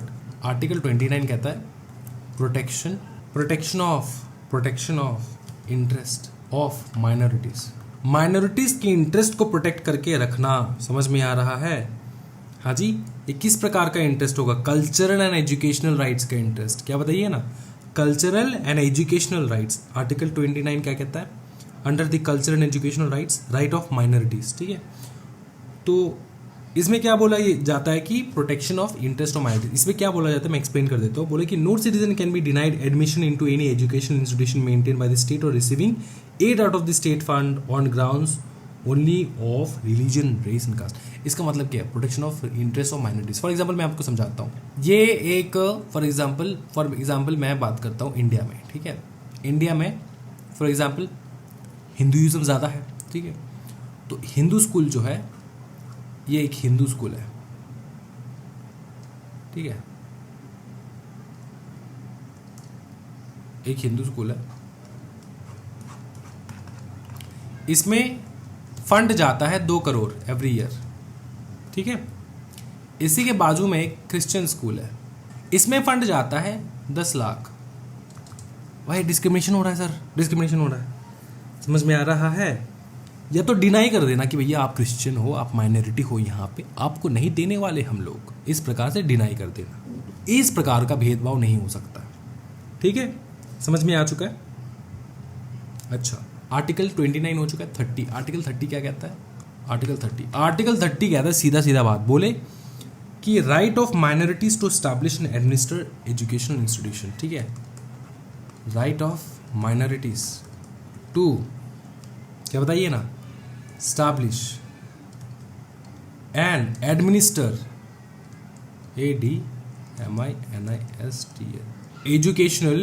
Educational institutions. आप लिख लेना, हैंड राइटिंग के ऊपर मत जाओ, आप आराम से लिख लो, ठीक है। तो माइनॉरिटीज़ को बोला गया है कि भैया आप अपने हिसाब से एजुकेशनल इंस्टीट्यूशंस बना सकते हो, कोई दिक्कत वाली बात नहीं है। ये राइट देता है आपने का आर्टिकल 30। आर्टिकल 31 रिमूव हो चुका है ना, आर्टिकल 32 लास्टली फाइनली कहता है। आर्टिकल जो 32 है वो फाइनली हमको क्या देता है बताइए ना? आर्टिकल 32 क्या देता है? हाँ जी, कॉन्स्टिट्यूशनल रेमेडीज। मतलब अगर आपका फंडामेंटल राइट छीना जाए तो हम लोग क्या कर सकते हैं, समझ में आ रहा है? तो आप लोग क्या कर सकते हैं, बोले citizen of India can apply to supreme court under article 32 for his fundamental right. तो आप हाई कोर्ट में जाने की जरूरत नहीं है, आप सीधा सुप्रीम कोर्ट में जा सकते हो। फंडामेंटल राइट्स के लिए आपको सुप्रीम कोर्ट ही जाना होगा, सुप्रीम कोर्ट में सीधा जा सकते हो for your fundamental rights, for fighting for your fundamental rights. ठीक है, इसका एक ब्यूटीफुल नोट मैं प्रिपेयर करके नेक्स्ट वीडियो में लाऊंगा। ठीक है, उस नोट्स को आपको पढ़ लेना है एग्जामिनेशन से पहले और आपका बोलबाला हो जाएगा, कोई दिक्कत वाली बात नहीं है। इसी के साथ ये वीडियो ख़त्म होता है, लेकिन ये चैप्टर ख़त्म नहीं होता, और एक वीडियो लेक्चर लगेगा इस पूरे चैप्टर को ख़त्म करने में। ठीक है, तो और एक वीडियो के साथ ये चैप्टर पूरा ख़त्म हो जाएगा। अभी के लिए इतना ही रखते हैं। वीडियो को ज़रूर लाइक कर देना, शेयर कर देना, subscribe to this channel. Thank you so much everyone, happy learning guys, bye bye and take care.